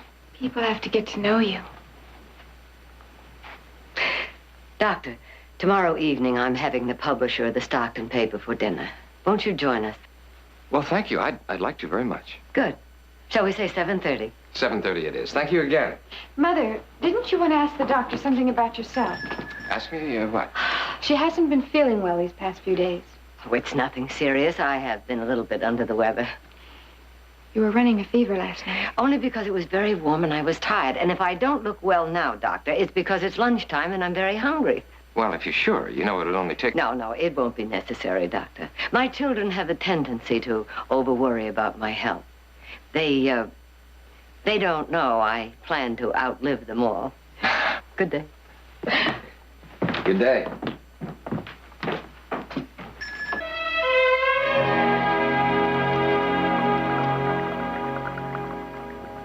There you are, Martin. Thank you, Victoria. More cake. Oh, no thanks.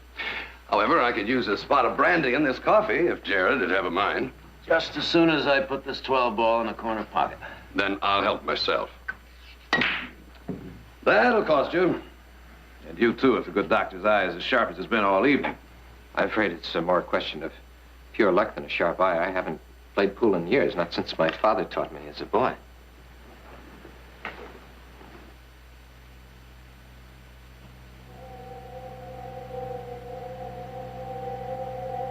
Easy now. You're holding your cue too tight, son. Yeah, that's better. Nice shot, son. You're getting pretty good. Before I know it, you'll be showing me how it's done. Oh, no, Father. It'll be a long time before anybody can come near you in a game of billiards. Thank you, but don't advertise that around town. I'm a banker, and some people think that billiards is a game invented by the devil. They expect a banker to be a saint, you know. Truth is, saints don't make good bankers. Was he, Doctor? Oh, I'm sorry. I didn't mean to disturb your concentration. I was just wondering if your father was as cautious as you are. My father wasn't cautious in the least. A 12 ball in the corner. Your father did a good job. You're winning, sir. Now, how about a chance to recoup? You, baby. I've still got a special edition to put to bed. A special edition? What about Martin? Eb Gibbons' murder. Oh? Is this some new development? You might say that. Sheriff found a note in the livery stable yesterday. Killer must have pinned it to Ev's body and it fell off. It was done in straw. Oh, wait a minute here. Made a tracing of it. For what they did together, all will die as he did. That looks like the scroll length of a child. I know. Now, obviously, the meaning didn't come from the mind of a child. But what they did together, all will die. Kind of sounds like he intends to kill again. Yeah, that's what we're afraid of. Sounds frightening. Yes, I know, Audrey. But the one thing about a killer is that he always trips himself up. Well, I've got to go. Oh. Victoria, it's been delightful as always. And I wish you'd invite me more often. We don't see enough of each other. You know, you've been looking a mite on the pale side this evening. I've never known you not to have roses in those cheeks. I never felt better. Don't bother to show me out. I know the way. Jared, Audrey. Good night. Nice meeting you, Doctor. Oh, I'll see we get your name in print so folks will know you're around. Thank you. Night, Victoria. Good night. Well, I'd better be running along, too. Oh, can't you stay for another cup of coffee? Thank you, but it is getting late, and Mr. Erskine is right. You are looking a little pale. May I suggest some rest? There have been a few cases of influenza going around. Oh, I'm sure it's nothing but a slight cold, but thank you for your concern. And thank you for coming tonight. This has been the most delightful evening I've spent since I've been in Stockton. Good night, Audrey. Good night. Good night, Doctor. Good night. I'll see you to the door.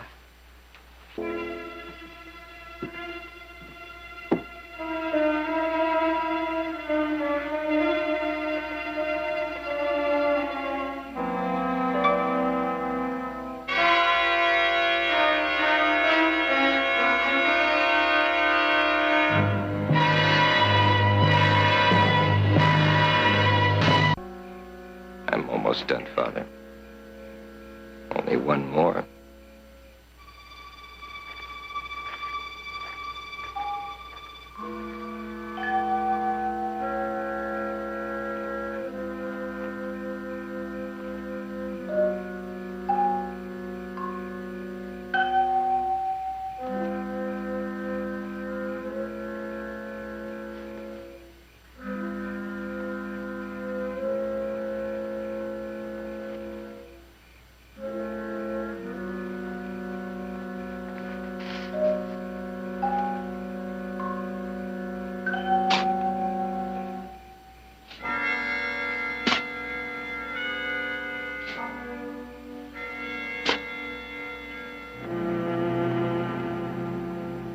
Audra?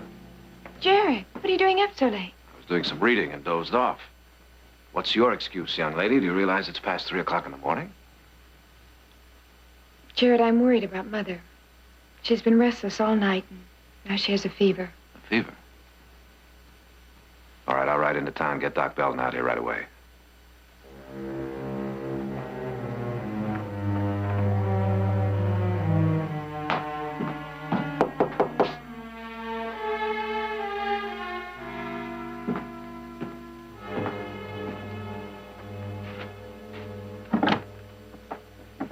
Sheriff. Jared, I know it's late, but this is very important.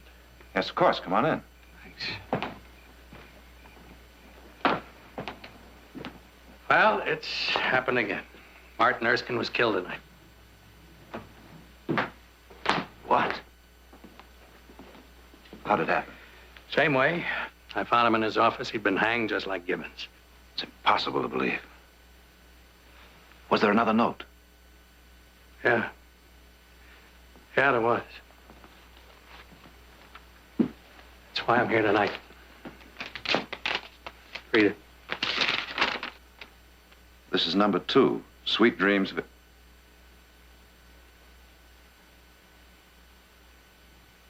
Victoria Barkley.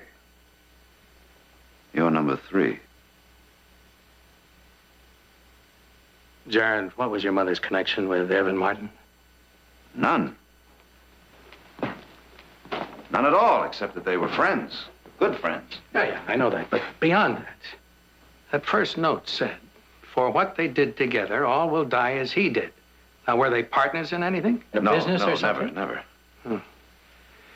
Jared, I think you better get your mother down here. We got to talk. No, Sheriff. I don't want to wake her. She hasn't been feeling well, and this would only... Yeah, well, all right, but we got to talk to her as soon as possible. Meanwhile, she's got to have protection. I'll take care of that. Nick's out on the West Range. I think I'll get him back here, too.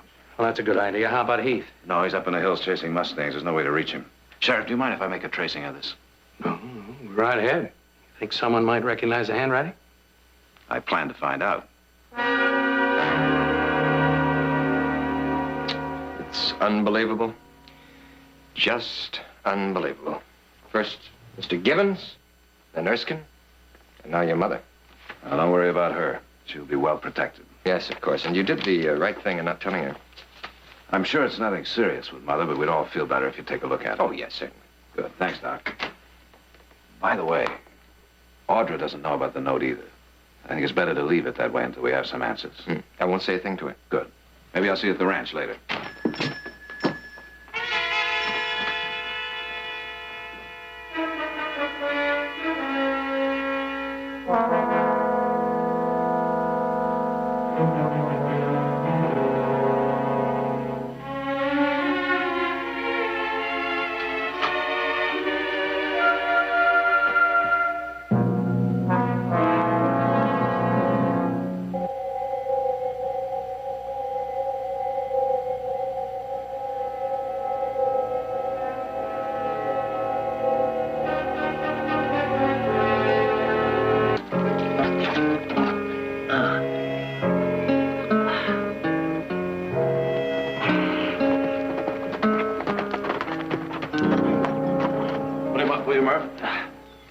When'd you get here, Nick? Oh, about a half hour ago. Mac fill you in? Yeah, everything about it. I just told Audra I got home sooner than I expected is all. Anything new? Oh, not really. I took the note over to Emily Pearson, see if she might recognize the handwriting. Looks like it was written by some kid. It wasn't written by a kid. But whoever wrote it wants us to think that. Doc Belden is still here? Yep. Why? Well, at first he thought it was influenza. But now he knows it's pneumonia.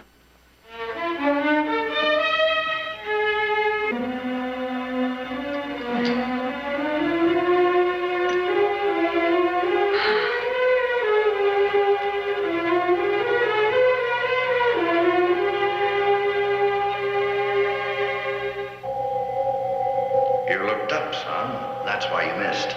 I guess I don't feel much like playing. I was thinking about what Mother said at dinner tonight. Son, I did what I thought was right. As a banker, I had certain responsibilities. A little more time, everything would have been fine. I'd have been a hero instead of... Your mother called me a fool, didn't she? Whatever she thinks, she's wrong. I know she's wrong. Thank you, son. If you believe that, then I'm not alone. I'll never be alone. You're not alone, Father. There's someone in here.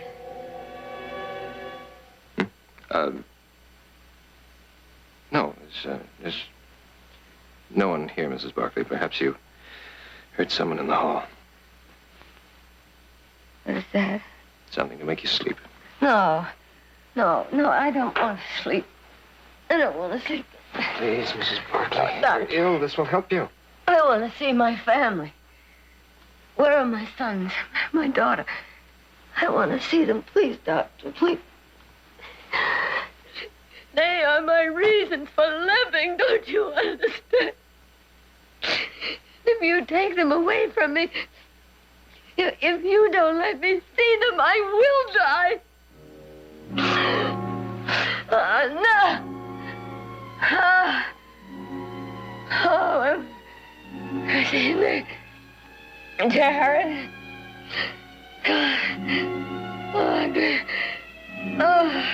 You'll sleep now, Mrs. Barkley.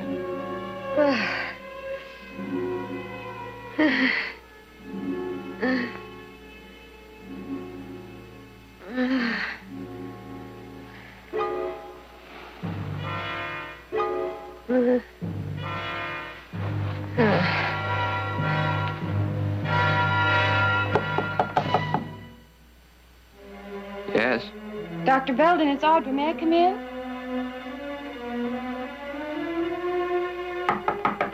Dr. Belden?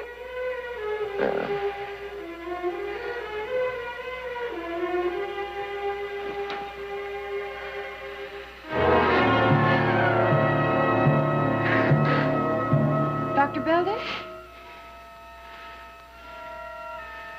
You'll live now, Mrs. Barkley, I promise. You've just given me every reason for a mother to live.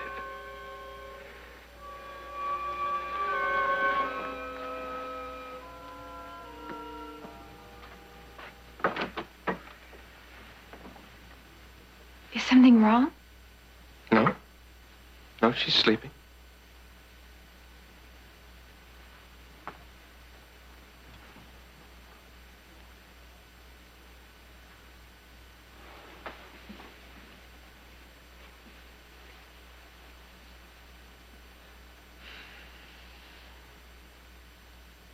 Doctor, you look tired. Why don't you get some rest? Oh, you're the one who needs rest. Please, why don't you try to sleep? I'll call you if there's any change. Oh, no, really, I couldn't. Nick will show you where the guest room is. Well, if you insist, I'll nap for a few minutes on the sofa in the hall.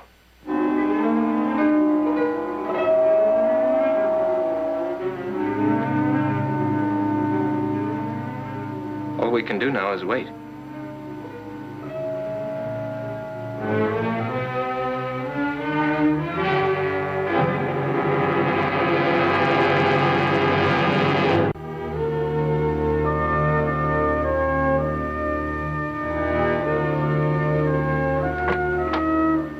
Doctor? Won't you come in, Doctor? Oh, Audra.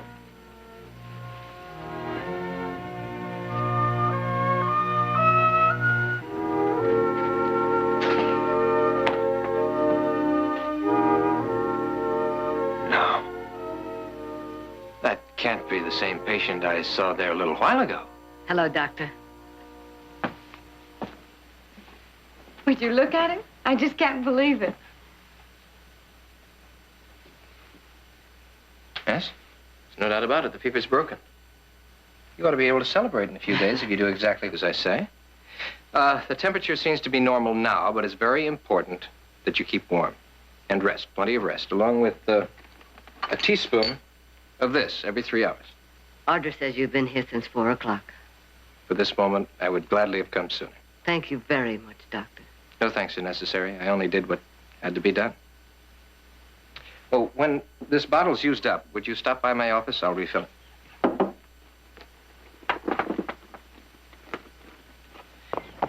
Afternoon, Jared. Nick. Afternoon. Oh. Well, how's your mother feeling? Much better, thanks. Be up and around in a couple of days. Good, I'm glad to hear it. Nick, things been quiet around here? Yeah. What brings you out, Sheriff? This telegram came from Martin Erskine this morning. From Martin? Yeah. Janet Davis died insane 2 years ago. Whereabouts of son unknown. Would have answered sooner, but the catfish are biting. Regards, Jackson, St. Louis Courier. So? I didn't think much about it at first, Nick, but then I realized that Martin telegraphed St. Louis just hours after we found Everett Gibbons in the livery stable. Janet Davis. You know, it's funny, I remember that name, but I don't know why. Yeah, well, I wired that Jackson fella in St. Louis, and here's the answer I got. Shocked over tragic death of Martin Erskine. Regarding Janet Davis, suggest you refer to Stockton Eagle back files for full account on her husband, Emery Davis, and Miner's bank failure. Miner's bank? That was years ago. Yeah, well, I think we ought to investigate this whole thing further. All right. Best place to start would be Martin's office. Good. I'll meet you back in town. Bye. Nick, I'll spell you just as soon as I get back. Jared? Are you going into town? I have to get Mother some medicine. Can I go with you? Why, Miss Barkley, I should be delighted to have your enchanting company. Nick, where'd the sheriff want? Well, we lost a couple of head of cattle, and, well, he had a couple of leads he thought we should know about. Your carriage awaits?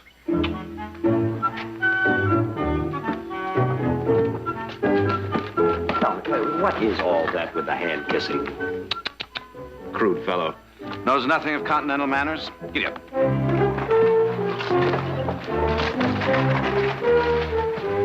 Continental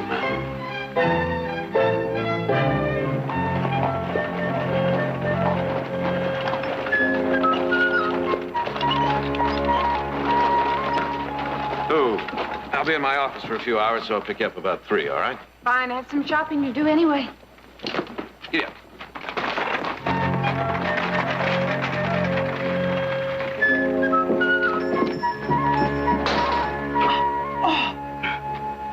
Audra, if you're planning to go in and see that doctor, well, I just wouldn't advise it.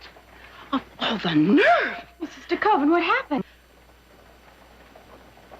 In 20 years, Dr. Moran never asked me to take my clothes off.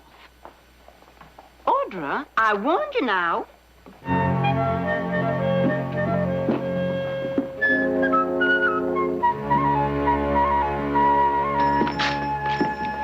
Audra. Dr. Belden, shame on you. I just saw Mrs. DeKoven. Oh. Well, unfortunately, I'm discovering that diagnostic techniques have advanced more rapidly than some patients' understanding. I trust that your mother is improving. Well, she doesn't want to stay in bed any longer, and she's starting to give orders again. Ah, that's a sure sign of recovery. Yes, thanks to you. She's a good patient. And I might add, she has a very competent nurse by her side. Well, I did try to keep after her to take her medicine. She finished it this morning. Good. I'll refill it. Just take a few minutes.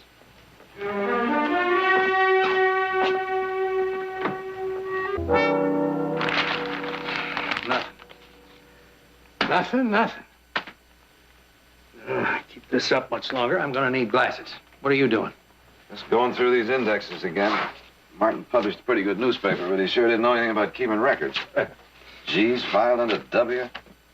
Here, take a look at this. Perce Zeldin's obituary, filed under O. Now, wait a minute. O for obituary. Well, we looked under D for Davis. Where do you suppose it'd be? I don't know. Why don't you start over here? I'll take these and we'll check every file in here. Oh, there we are. Thank you. Well, I know you must be busy, so I'd better be going. I was thinking of taking the day off. Maybe taking a quiet drive through your beautiful countryside. I find that most relaxing. It sounds lovely. I was thinking, perhaps you'd do me the honor of joining me? Well, thank you, but I'm supposed to meet my brother at 3. I'll have you back before 3, I promise. Well, The idea doesn't appeal to you? on the contrary, I'd love to go. Wonderful. Wonderful. If you just wait outside, I'll close up the office.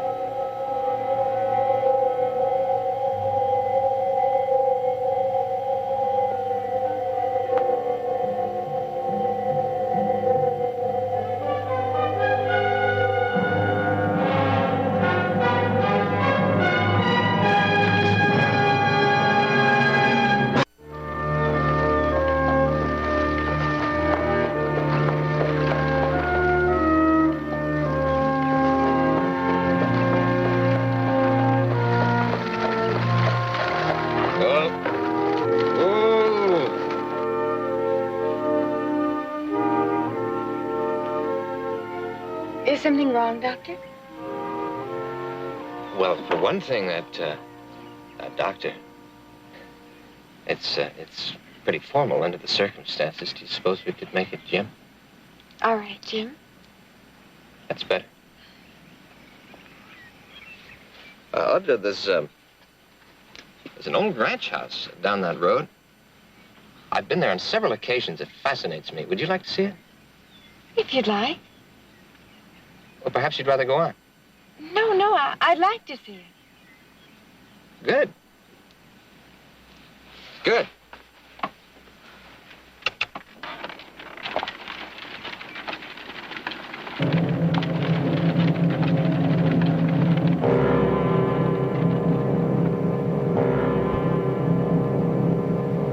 Despondent over failure of the Miners Bank, which closed its doors after this newspaper revealed that Davis had overextended the bank's capitalization, investing in worthless mining ventures.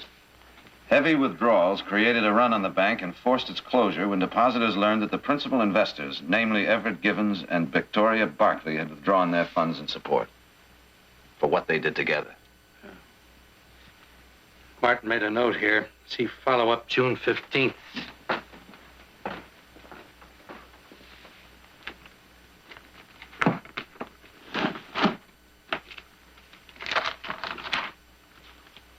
Jared, here it is.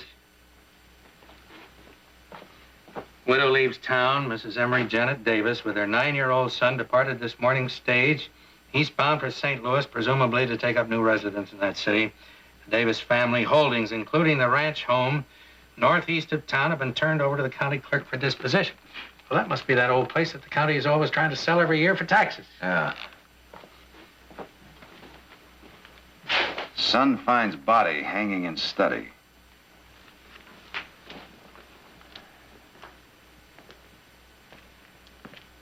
Sheriff, why don't we get a couple of horses and take a little ride?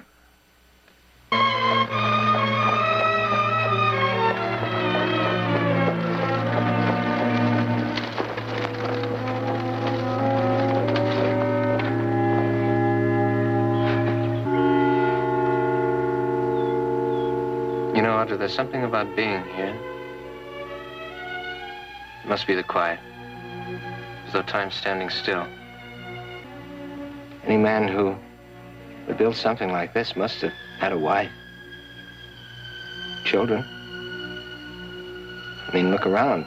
Isn't this an expression of love? You have quite an imagination. Perhaps.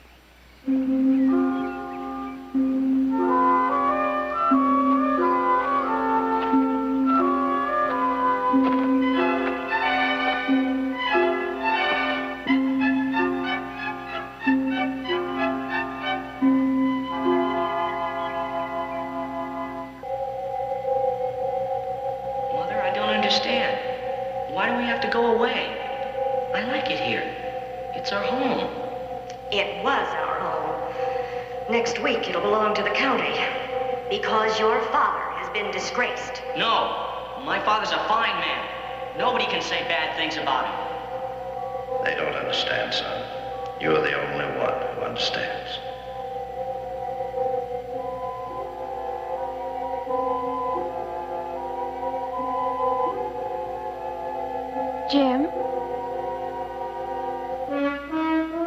What? You did want to show me around, didn't you? Yes. Yes, of course. Why else would I bring you here?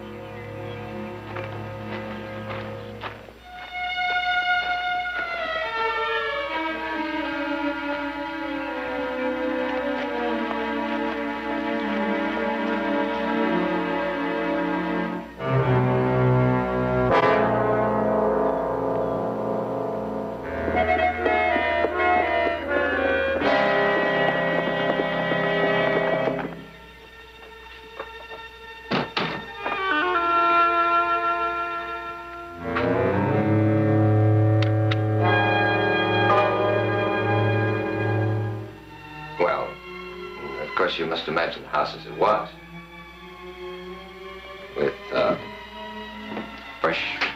decent paper, comfortable furniture, and there was always a fire in the fireplace. Right now, that's not too easy to imagine. Really, I can see it very clearly.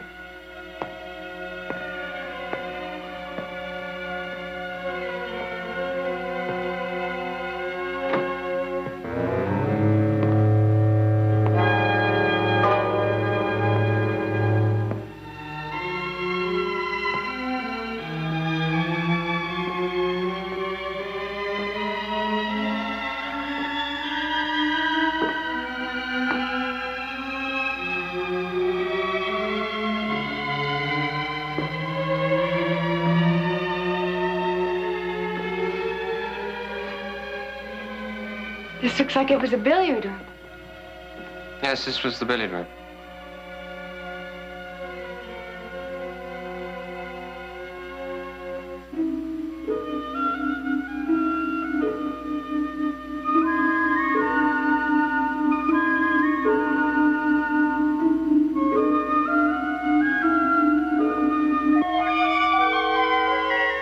Jimmy, you all right? Yes. Perhaps you'd prefer to see the kitchen. It's back that way. Fine.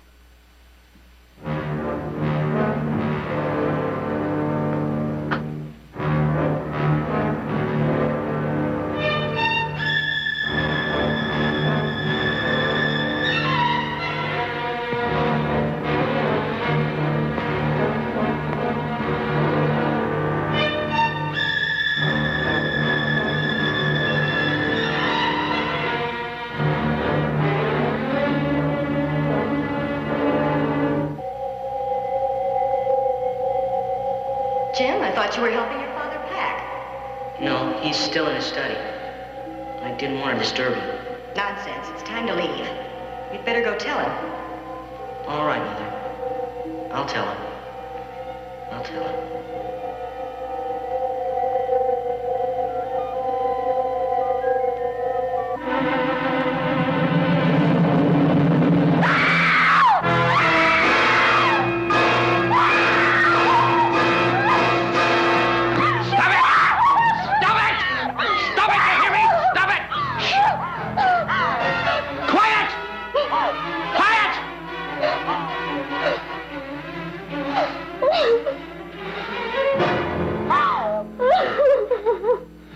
Don't be frightened. I'm not going to hurt your mother.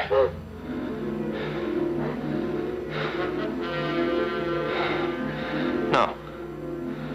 No, that would be senseless. Waste. She as much as said so herself, you know. Her death would prove nothing. Oh. What yours?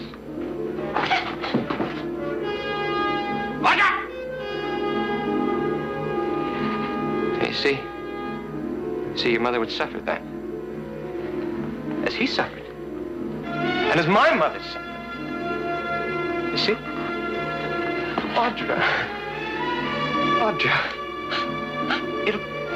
It won't take long. No. Audra. It won't take long. I told you, it won't take long at all. And you see, Father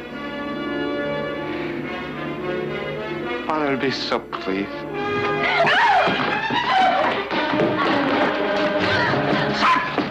Shut! You better. Listen to me. It'll be quick. I promise you. I'm a doctor. I wouldn't hurt you. Audra, I couldn't hurt you, please. Audra! Listen to me! Now the others. Gibbons. Martin Erskine. No, I didn't care. I didn't care about them. They deserve what they got. But you... You know, be different with you. Don't you understand? I don't want to do it. But I must. No! Yes? Father expects it. Yes, I must. I can't let him down. I gotta do it for him. You're insane! Oh, no, don't say that. That's not true. I mean, he wouldn't believe you. He wouldn't. Please.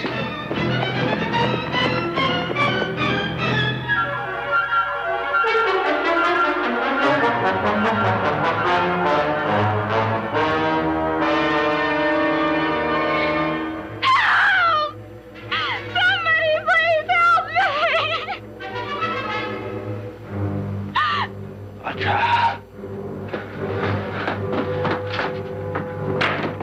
Audra!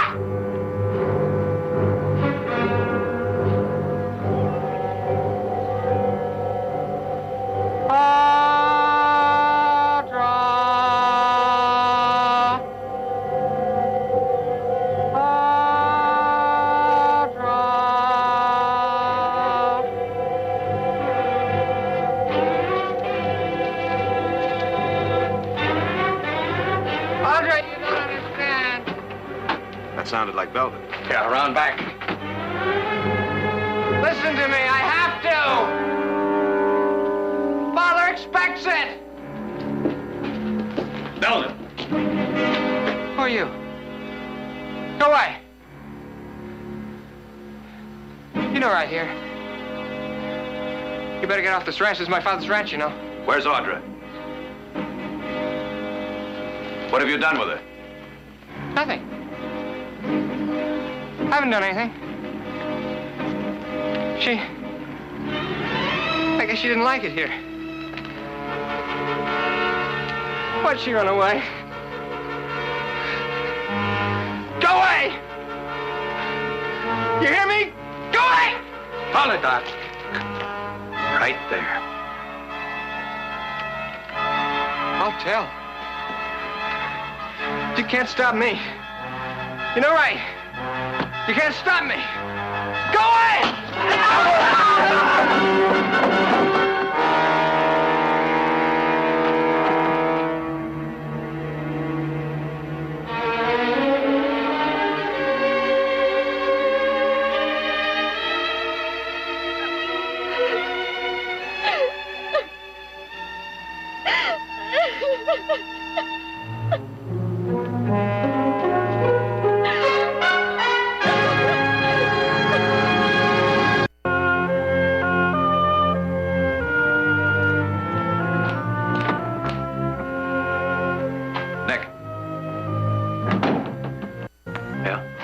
How's Audra? Oh, she's hungry. Silas brought her a bowl of soup, but she'd have none of that. I think she wants a steak about 3 inches thick. Well, that's a good sign. Where is she? She's in the gunroom with Mother. Oh. Remember, Chef, she likes it nice and rare.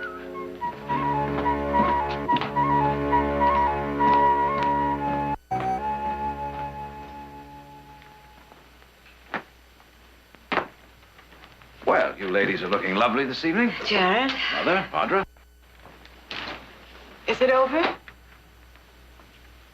Yes, Audra, it's over.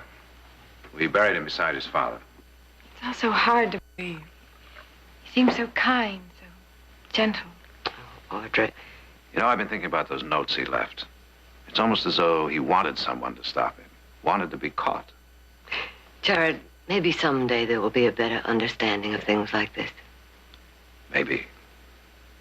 Well, I am starved. I think I'll join you. Go on, wait up there.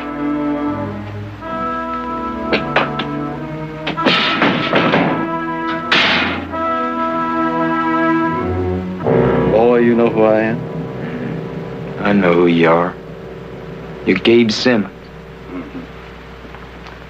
Mr. Simmons will do. Now, you know that I'm the man that put up the $5,000 reward that put you in here? Oh, I know that, Mr. Simmons. I've just been praying to the good Lord every night that I get a chance to pay you back. Well, now, I admire a man with spirit. No hard feelings, Jimmy. But when a man comes into my territory, into my town... I know it's your town, Mr. Simmons. I didn't know you bought the whole country. When a man comes into my territory robbing my banks, well, that's bad for business, Jimmy. And what's bad for business is bad business for me. Now, do you understand? You wake me up in the middle of the night to tell me that I'm bad for your business, Mr. Simmons? You've been an enemy, boy, an enemy of the people. Now, how would you like to wipe the slate clean? Do something for the people. I'm doing something for the people. I'm giving them the pleasure of seeing me hang. Well, do this thing, and maybe the people in their gratitude won't want that pleasure. Now, how'd you like to have a retrial, Jimmy? How'd you like to have a jury, my jury, bring in a verdict of innocent this time? Now, boy, I'm offering you your life back.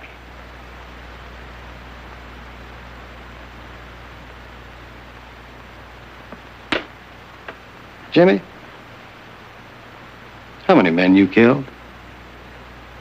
Oh, I don't know. 6, 7, maybe. 10, 11, maybe?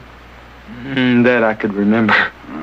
Well, then you wouldn't mind killing one more, would you? Oh, I'd be obliged, but under the circumstances, I think that'd take some doing. Well, we'd release you to do the job. You see, you'd have a perfect alibi, Jim. You was sitting here in the jailhouse waiting to get hanged while the murder was committed.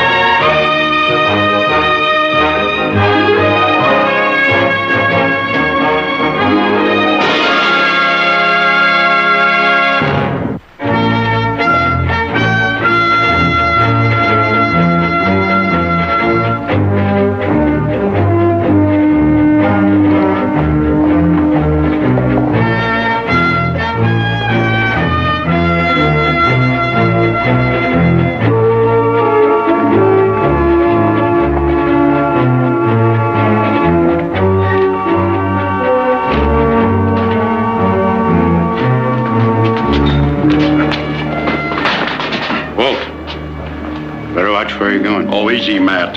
Come on. Now you get right home for supper, or your daughter's going to be awful put out with you. Come on.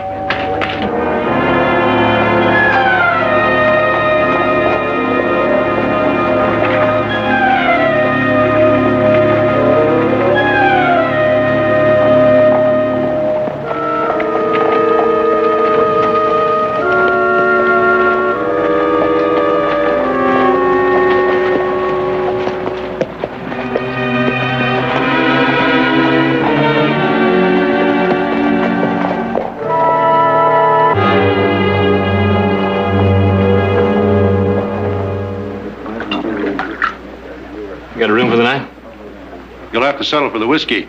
Town's been full up since early this morning. Big day tomorrow. Will Oakley's coming home.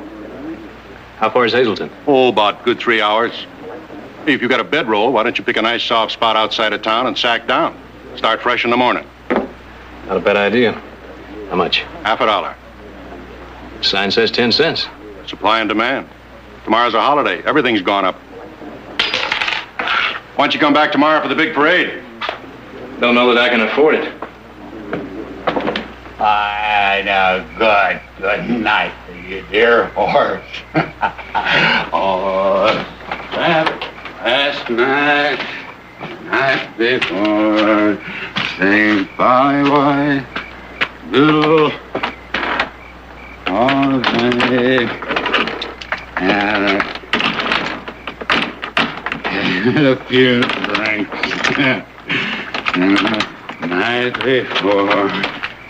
And Polly, Polly, little.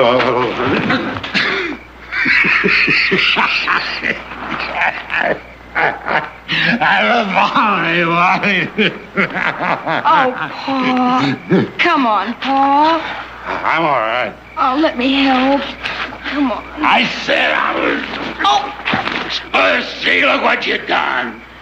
Oh, lie there all night for all I care. Find yourself a hole and bury yourself. Here,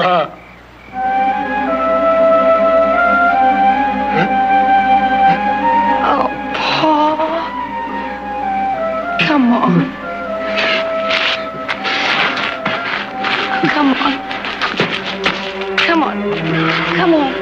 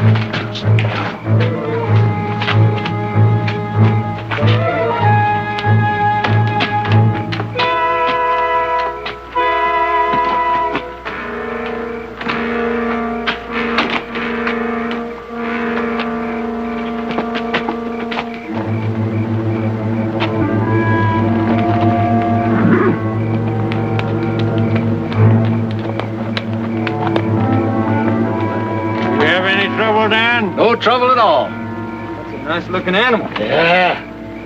Now, Jimmy, stay out of sight until it's time, here? Go on now, move out now, go on.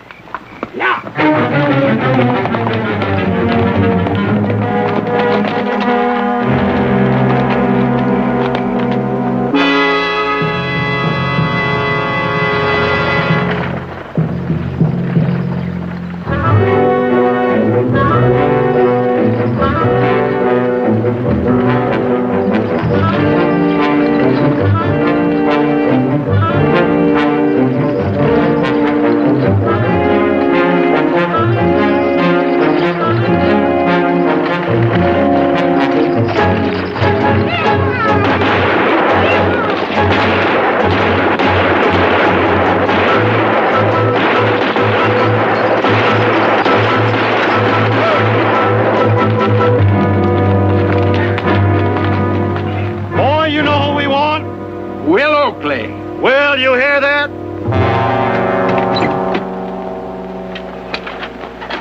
Don't shoot, men. I'll go quietly. Gabe, you old son of a gun. Yeah. Now, Will, you still know how to ride a horse? Still spot you 50 yards and wind up looking back at you. Well, now, I'm going to call you bluff, Will. I brought a horse out for you. Boy, bring that animal out. Ooh.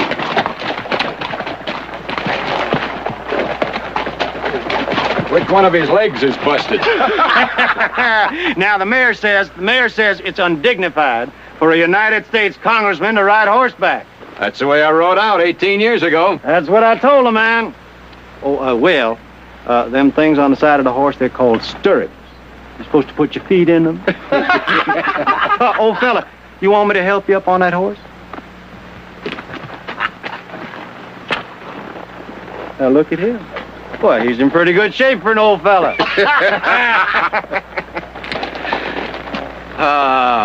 Now I'm home. Not yet, you ain't, Will. Have a cigar. Well, that does complete the picture, all right.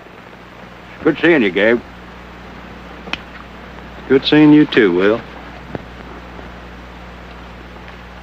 But there might be, well, a little residue of hard feelings. You mean because of that bill that you've been trying to get through? I understand you were interested in that acreage. Well, that's 1,000 acres of oil-rich land. Anybody be interested, Will.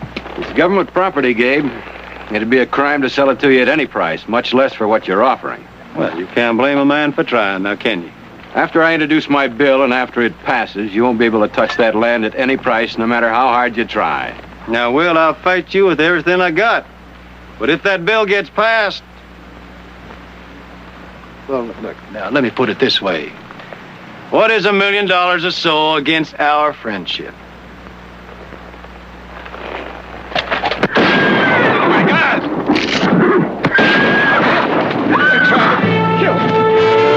Will! Will!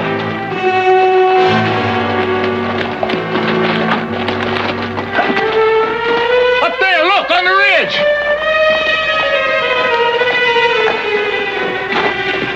Will, I'm sorry. I'm sorry, Will.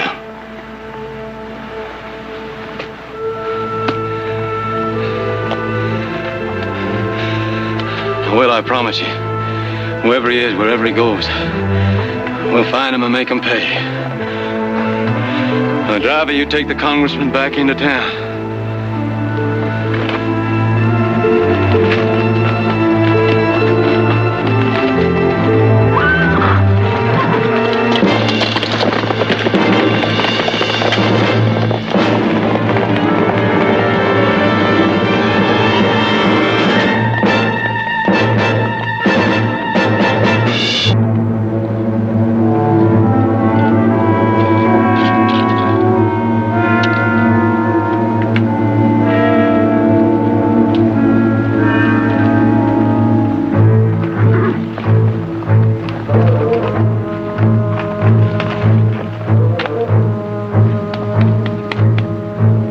Jimmy?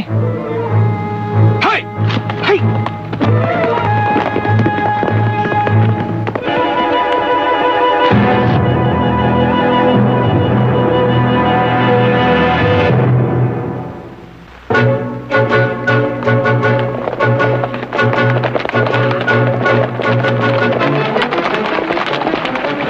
Hold it! What you doing here? Camped here last night, a little ways back. What's your name? Heath Barkley. Let me see your rifle. Now, where you from? Stockton? What's this all about? I'll ask the questions. You say you spent all last night camping here, huh? That's right. Doesn't smell like it's been fired recently. Sure ain't the horse we saw neither. Killer could have got rid of the gun, changed horses. Killer? You think we're out riding for exercise, boy? About an hour ago, somebody shot and killed Congressman Will Oakley. Riding the black and white Pinto. I saw the man you're looking for a little while ago. Well, did you now? You saw the man that killed Will Oakley? Saw a fellow named Jimmy Sweetwater riding a black and white Pinto. Who? Jimmy Sweetwater. Gabe, he's drunk. Take it easy, Yeah, but Dan. Gabe, look, I mean, he's Take it crazy. easy, Now, he had to Dan. kill. Now, boy, how do you know that the man that you saw was Jimmy Sweetwater? It was him. I've tangled with him before. Now, son, you made a mistake. Don't run it into the ground. Jimmy Sweetwater's in our jail, has been for the past 3 weeks. Well, I don't know what kind of jail you got, but I'd check it again. All right. All right, maybe he got a point. Maybe he broke jail. Which way was he heading? Back towards town? Well, now, that makes very good sense, doesn't it? Jimmy broke out of the jail, found him a horse somewhere, and then instead of running for the border, stops long enough to shoot and kill Will Oakley, and then heads back to Pinewood and to the jailhouse. Yeah, as a matter of fact, Dollar, get your 10 when we get back into town, we're going to find that he's escaped right back into that cell. Now, boy, we don't have anything to hold you on, not yet. But there'll be other posses forming. Some official, some not so official. You tell that crazy story about seeing Jimmy Sweetwater to them. Well, maybe their sense of humor is not as sharp as ours. Boy, I believe it'll be in your best interests if we don't ever set eyes on you again. Come on, Sheriff, move out.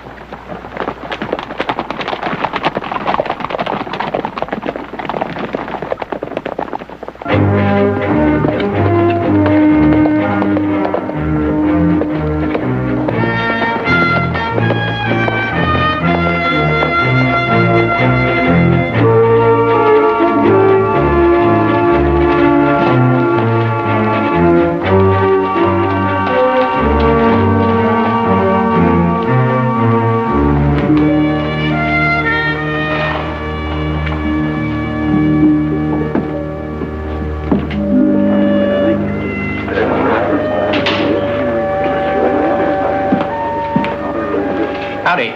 Come to join the posse? Posse? Marshall's rounding up a posse, help out the one in Pinewood. Find the man killed Will Oakley. Nick Barkley checked in. This arrived this morning. He's going to be late. Oh, Josh sprung her right over the minute it got here. Like I was saying, old Josh sprung her right over. Always tip him a dime. Worth it, don't you think? Like your room now? As soon as I get my horse stabled. Boys, I want to thank you, but I won't be needing you now. I just got a wire from Pinewood saying that they caught the fellow that shot Will Oakley dead. Who done it, Marshal? Oh, some fellow named Matt Carson. Marshal, this Matt Carson, do you know what he looks like? I never laid eyes on him. They told me some kind of an old drunk. It's a rotten thing when some drunken clown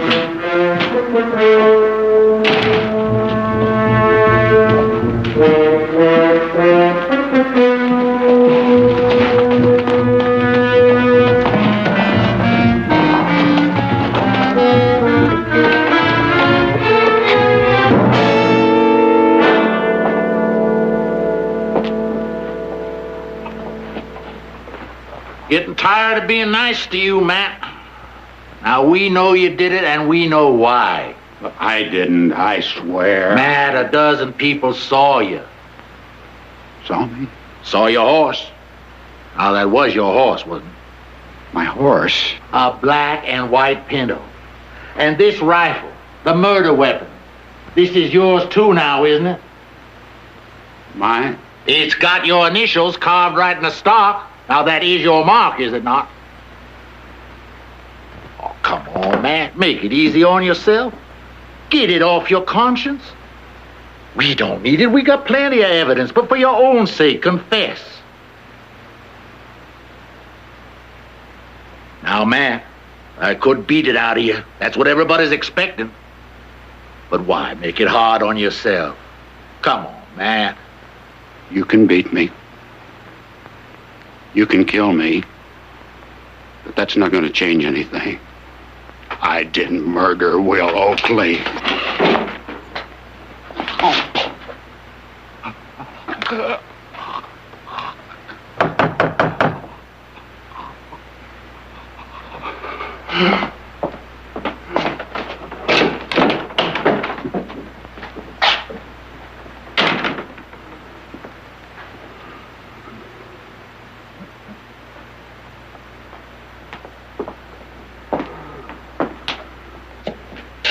How they treating you, Matt?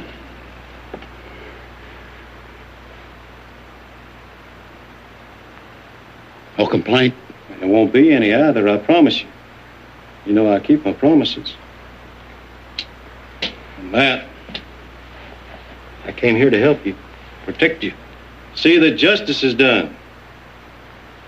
Matt, I want you to tell us everything. I want you to tell us everything that happened. I don't remember. I just don't remember. You mean it was all kind of hazy? Yes, that's it. Well, we can understand that, can't we, Sheriff? I mean, you've been planning this thing for such a long time. I've been planning? To kill Will Oakley. No. Now, Matt, I heard you threaten Will myself. Well, that was just... I drank. Too much, maybe. Everyone knows how I drink. When I drank, maybe I bragged a little. You see, Will Oakley did me dirt once. It was a business deal. But That was years ago. Yeah, it was years ago, Matt, but you ain't never forgotten it, have you? Especially since Will Oakley went on to become a United States congressman, and you... Well, we all know what happened to you, don't we, Matt? Now, you had the motive, you had the rifle, and you had the horse. I didn't kill him, I swear. You swear you don't remember killing him. I mean, it was all hazy. That's what you swear to, and that's what we believe, don't we, Sheriff? Yes, we do, Matt. I mean, you were drinking. You were drunk. You can't recall your actions. You can't recall taking your rifle. No. Loading it. No. Riding up to the ridge and waiting. Waiting for Will Oakley to make himself a good target. Now, I mean, you knew that we planned to stop the stagecoach. No. You knew it. Everybody in town knew it, and you knew it best of all. Now, Matty, you just can't seem to remember. Sheriff, I thought we decided that we were going to help Matt to remember. Yeah. Well, yeah, that's right.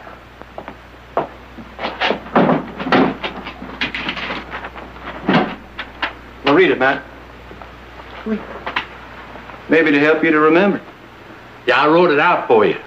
Just the way I figured it happened. The only way it could happen. Now, if there's anything you want corrected in there, the sheriff would be glad to oblige. Now, wouldn't you, Sheriff? If not, just go ahead and sign it. On the morning of October 16, I, Matthew Carson, being in full control. I'm sorry. I'll read it for you. Being in full control of my senses and faculties. Yeah, that's right, faculties. I did lay in ambush and did finally deliver the fatal shots which killed Congressman Willard Oakley. No. No. No. No, hold it, Sheriff. Now, he's right, Sheriff. No, Matt, believe me, I had no part in writing that confession. Now, you should be ashamed of yourself, Dan. You know better to do a stupid thing like that. Hand me that paper. Thank you. Go on and get me a pen. And some ink.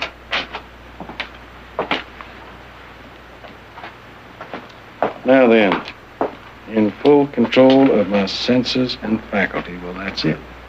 There it is. That's the lie. He was drunk. He did it. He did it while he was dead drunk. Drunk out of his mind. Isn't that right, Matt? Drunk? Yes. Yes, I was drunk, but Crazy drunk. Don't you see, Matt? It's a defense. You didn't know what you were doing. You are not responsible for your actions. Yes, that's it. That's it. Yeah. Now, shame on you, Sheriff. The Lord saith, vengeance is mine. He staked out that territory for himself. Here, all we hope to see is that justice is done. And justice isn't hanging a man who kills while he's under the influence of alcohol. It's unfortunate.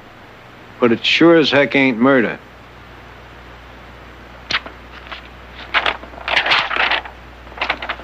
There now.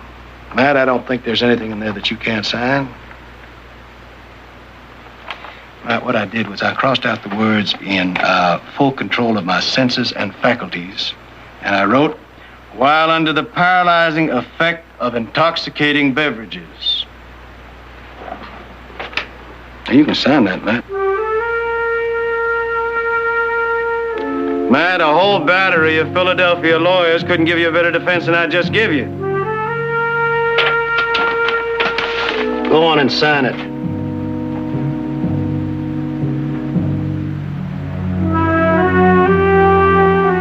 Oh, Sheriff, why don't you give something for Matt to lean on? Like that Bible over there. That Bible will do just fine. Thank you.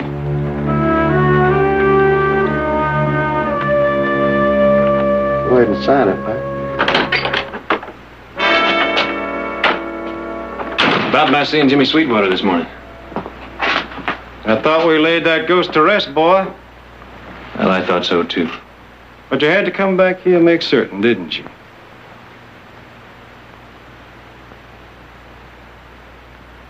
Could it be? No, it's crazy. Still in all. Sheriff, when was the last time you checked back there? Check? The cell block to see whether Jimmy was still there. Not since early morning, I'll bet. And surely not since then. We did have other more important things on our mind, didn't we? Like running down the man that killed Will Oakley. Well, now, that's out the way. Maybe we owe it to ourselves to see whether our Jimmy boy's flown the coop. Yeah?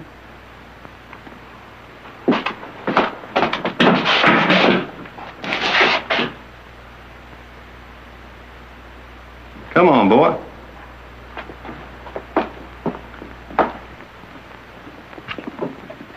Hey, Jimmy.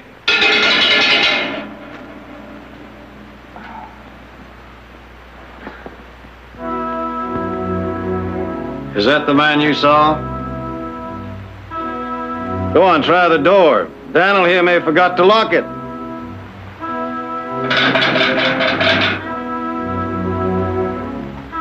How about the window? Jimmy, you've been flying out of there and then flying right back in?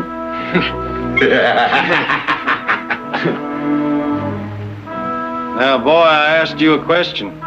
Is that the man you saw? He sure looks like him. But I don't see any wings, so Jimmy sure as heck didn't fly out of here. Leaving just one possibility. Like what? Like maybe I ought to have my eyes checked.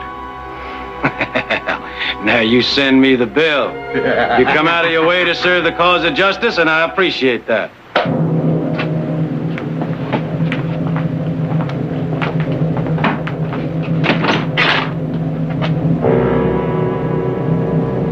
About a week or so ago, I thought I saw an old aunt of mine, been dead and buried 5 years now.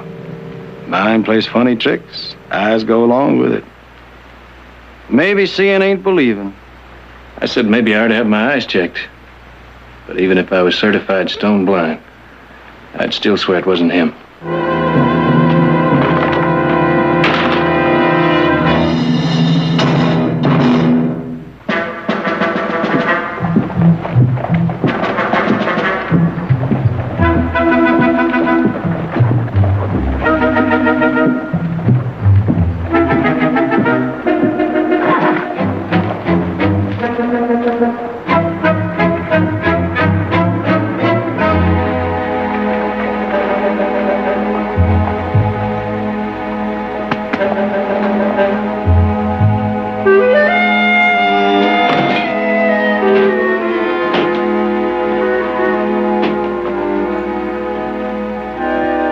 Sorry, no whiskey today. You all sold out? No, sir. In case you haven't heard, we had a tragedy around here. Will Oakley was killed. No place in town serving anything till after the funeral. Fair enough. How about some of that coffee? Hey, weren't you in here the other day? Yeah, I took your advice. Camped outside of town. Yeah, there was going to be a big parade, all kinds of doings. This place would have been busting with business. Well, I'd have sold more whiskey in 2 hours. No, that's not the important thing. Will Oakley was a great man. He'd have been even greater, except for a stupid old man with a grudge. They'll hang Matt Carson for what he did, but that won't make things even. It's Matt Carson. Does he have a family? Yeah, just his daughter. You can't blame her for Matt, and I feel sorry for her. She's going to be awful lonely out there alone. Where's that? Old Carson place, by the bridge. That's out on the North Road, isn't it? Mm-hmm. That's right. How much for the coffee? Oh, it's on the house today. You're not thinking of going out there, are you? What? I don't advise it. Might look like you were being friendly. And this town won't take to that. Thanks for the coffee.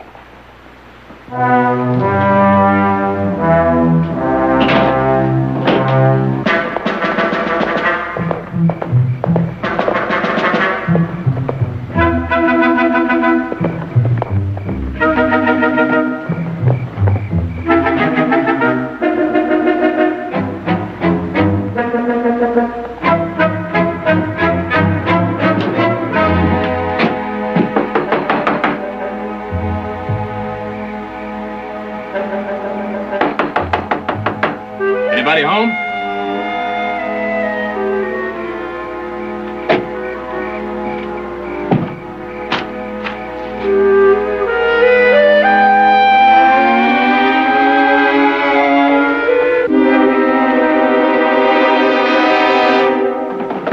Wait, I just want to talk to you about your father. It's important. May I come in?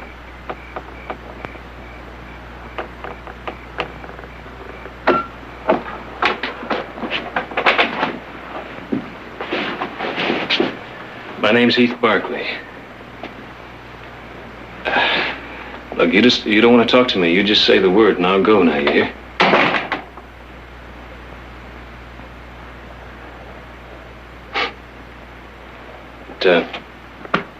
Soup smells good.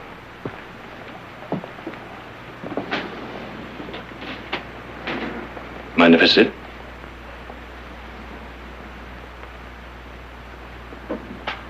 Tell you something else about that soup. You, offer me a plateful, I won't say no.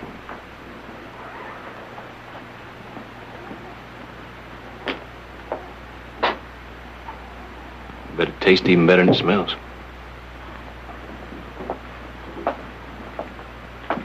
I'm sorry there's nothing to go with it. My father, he was going to bring back a loaf of bread. I usually bake my own. The past few days, I've been so busy at the store. I work over at the general store for Mr. Crowder. Well, we've been taking inventory and... Oh, I'm sorry, I'm just babbling on while my father is... That's all right. I still can't believe it. Pa, a murderer. Anything else. Every day I expect to hear that he fell down a mine shaft or fell off his horse and broke his neck or walked into a burning building and didn't even feel the heat until it was too late. Anything else. If you tell me he drowned in his own glass of whiskey, I'd believe it. But that he'd take a rifle, lie in ambush to murder Will Oakley? Oh, no. To anyone who knows my father, no. They say your father had a grudge against Will Oakley.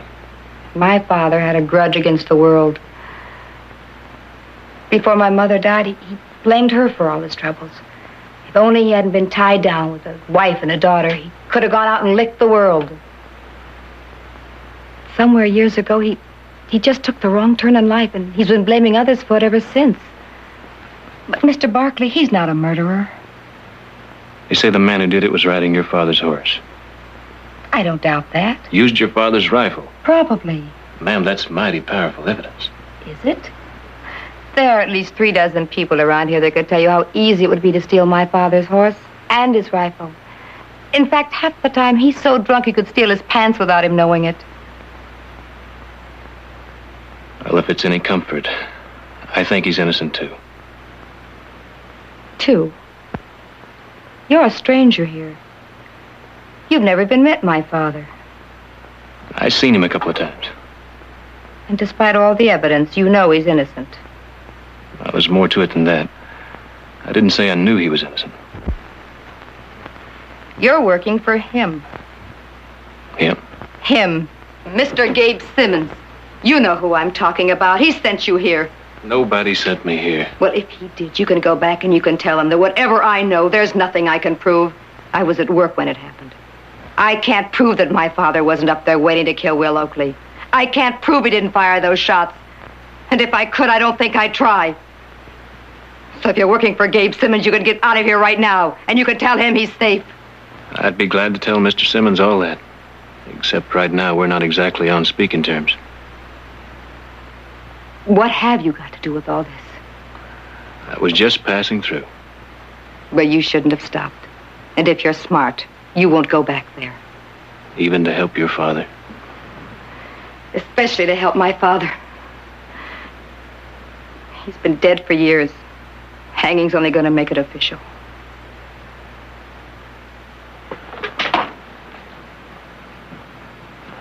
Look, there's not much I can do. But my brother's a lawyer. I thought I'd wire him from Hazleton. Maybe he can help. I'm sorry. I know I sound callous. It's just that I've waited on him hand and foot. I've washed him. I've fed him as though he were an infant, and it's true. When he dies, I'm free.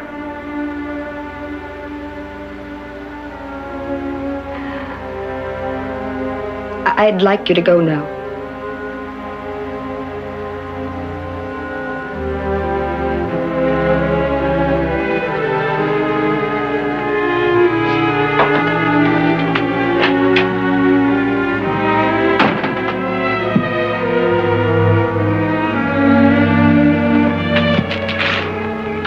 Mr. Barkley? There's nothing you can do. You, your lawyer brother, nothing anyone can do. Gabe Simmons is king here. And if the king wills my father dead, he'll hang. People like Gabe Simmons get their way. And when it's done, when he's dead, maybe I'll begin to live.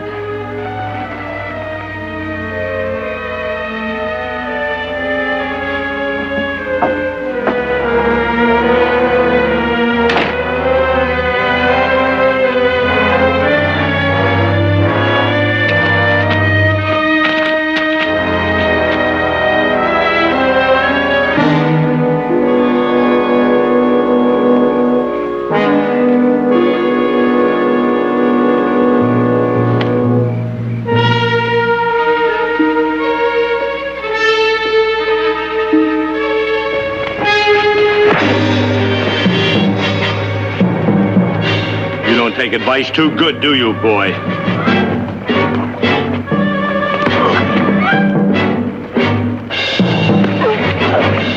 We don't appreciate a stranger coming in our town and meddling in our affairs.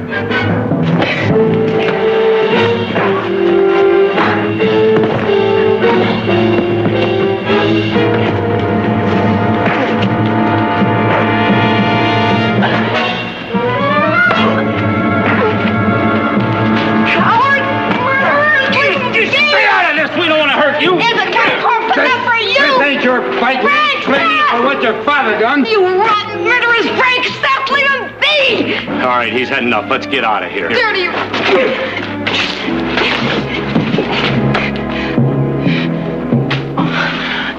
I'll get a doctor. No. But you're hurt. I'll be all right. Now you know what happens to little people. Look, you've tried. You've done as much as anyone can do. Will you go home now and forget us? But you'll die. They'll kill you like they killed Will Oakley. Or they'll hang you like they're going to hang my father. Or they'll beat you to death. But you'll die. I'm his daughter. I should know. He's not worth it. He's not worth it.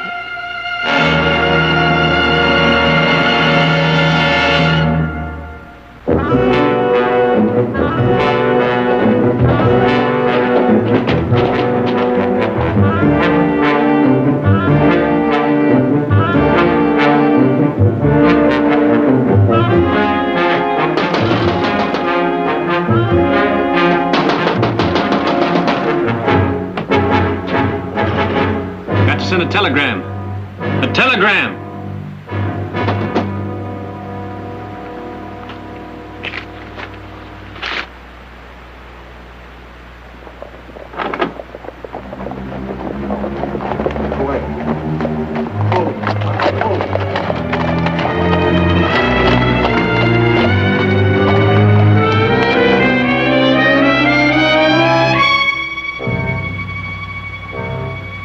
All right, mister.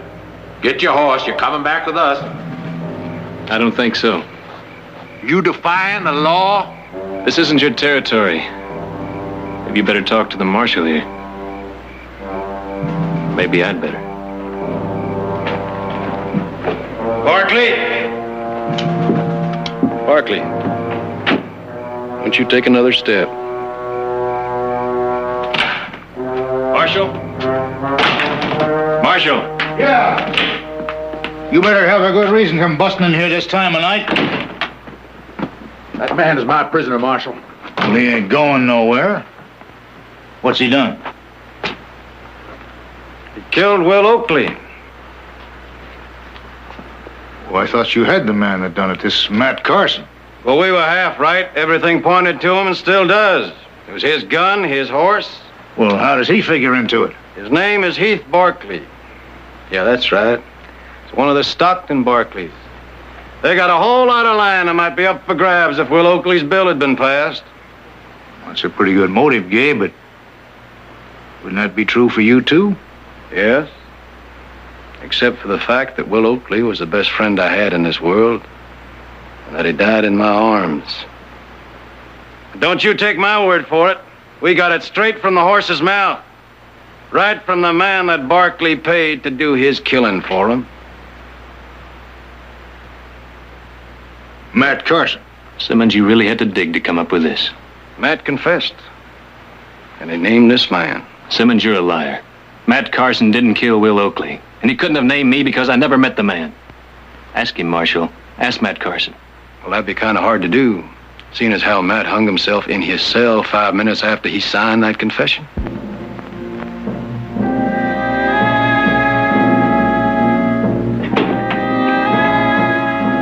Oh, what'd you do? Did you come back take another look? He won't be here long, Jimmy. No, sir. We're gonna hang him for killing Will Oakley.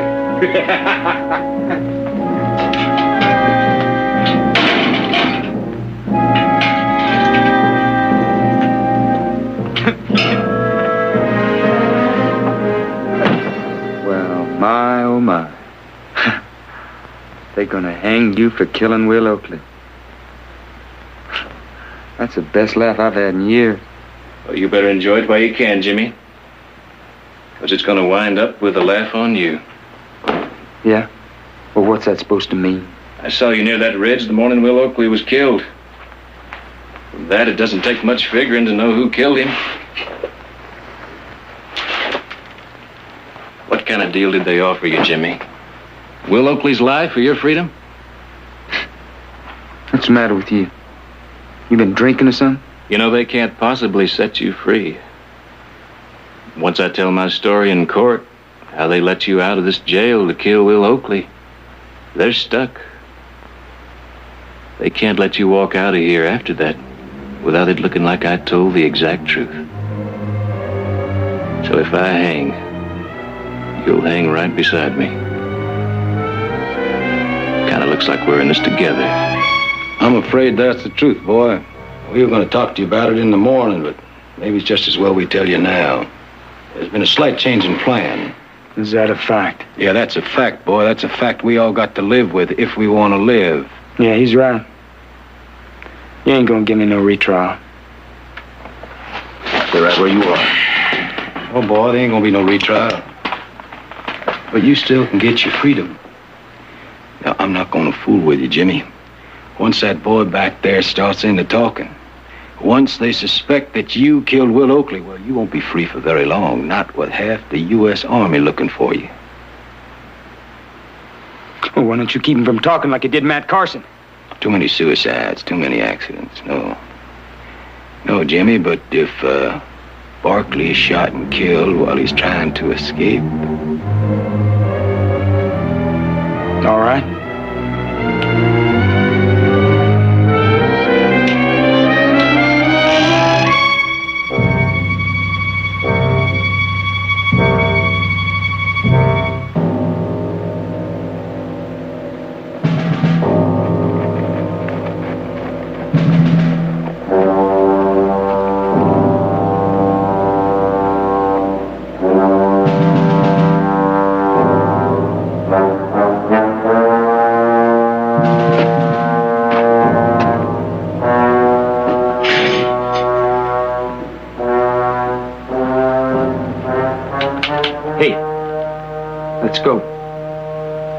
I'm not going anywhere. Yes, you are. It's just like you said, we're in this together. Now, they may hang us. We may break out of here. But we're going to do it together. Right, partner?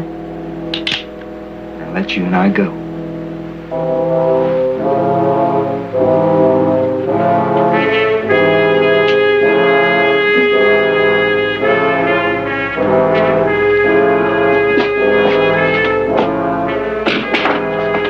There's no time for that. Come on. Let's go.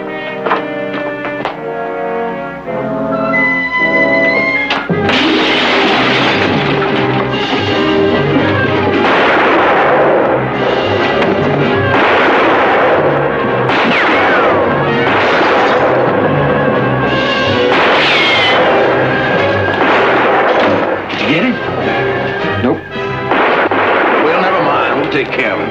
Now, you better make your break. There's a horse tied out front.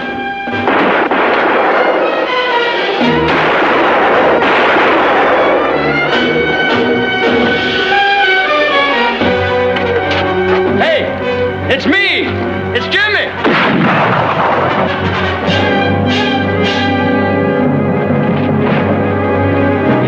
You scum!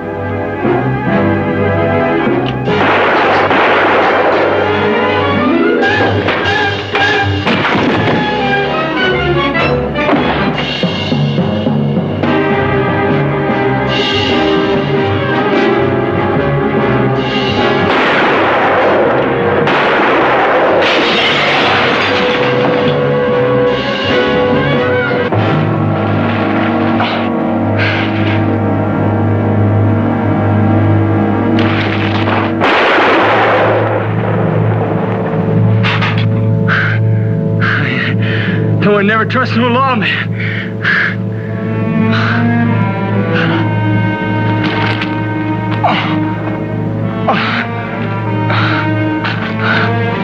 Heath, don't you worry none now. I'm just hard enough to live. Tell that marshal what happened. Boy, you better hurry up and get him.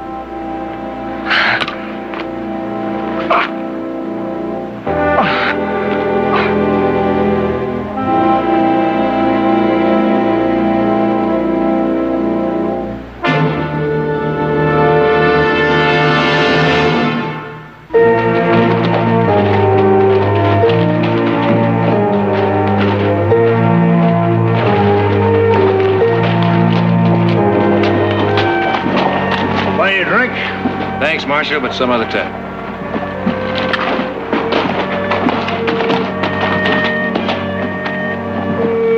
Well, a little bit late, aren't you? Well, I can explain that. Now, don't tell me you didn't get my telegram. Well, I got your telegram. I said I'd be here last night, didn't I? That's right, Nick. And that this morning you and I would be on a train heading to San Francisco. Yeah, we were to attend a very important meeting, which was to start, about a half hour ago. We missed it, huh? Yes, we missed it. And I don't want this to come as a complete shock to you, Heath, but at least I had the foresight to telegraph ahead that we may be a little bit late. Well, that's real good thinking, Nick. But you didn't think of it, did you? Just like you never thought of leaving a message in the desk inside. I thought of leaving word in there. But you got tied up. Or should I say maybe you got tied down. Well, now I hope she was worth it. It was a girl, wasn't it? Nope. You see, when I rode into Pinewood, well, the hotel was filled up. So then I went over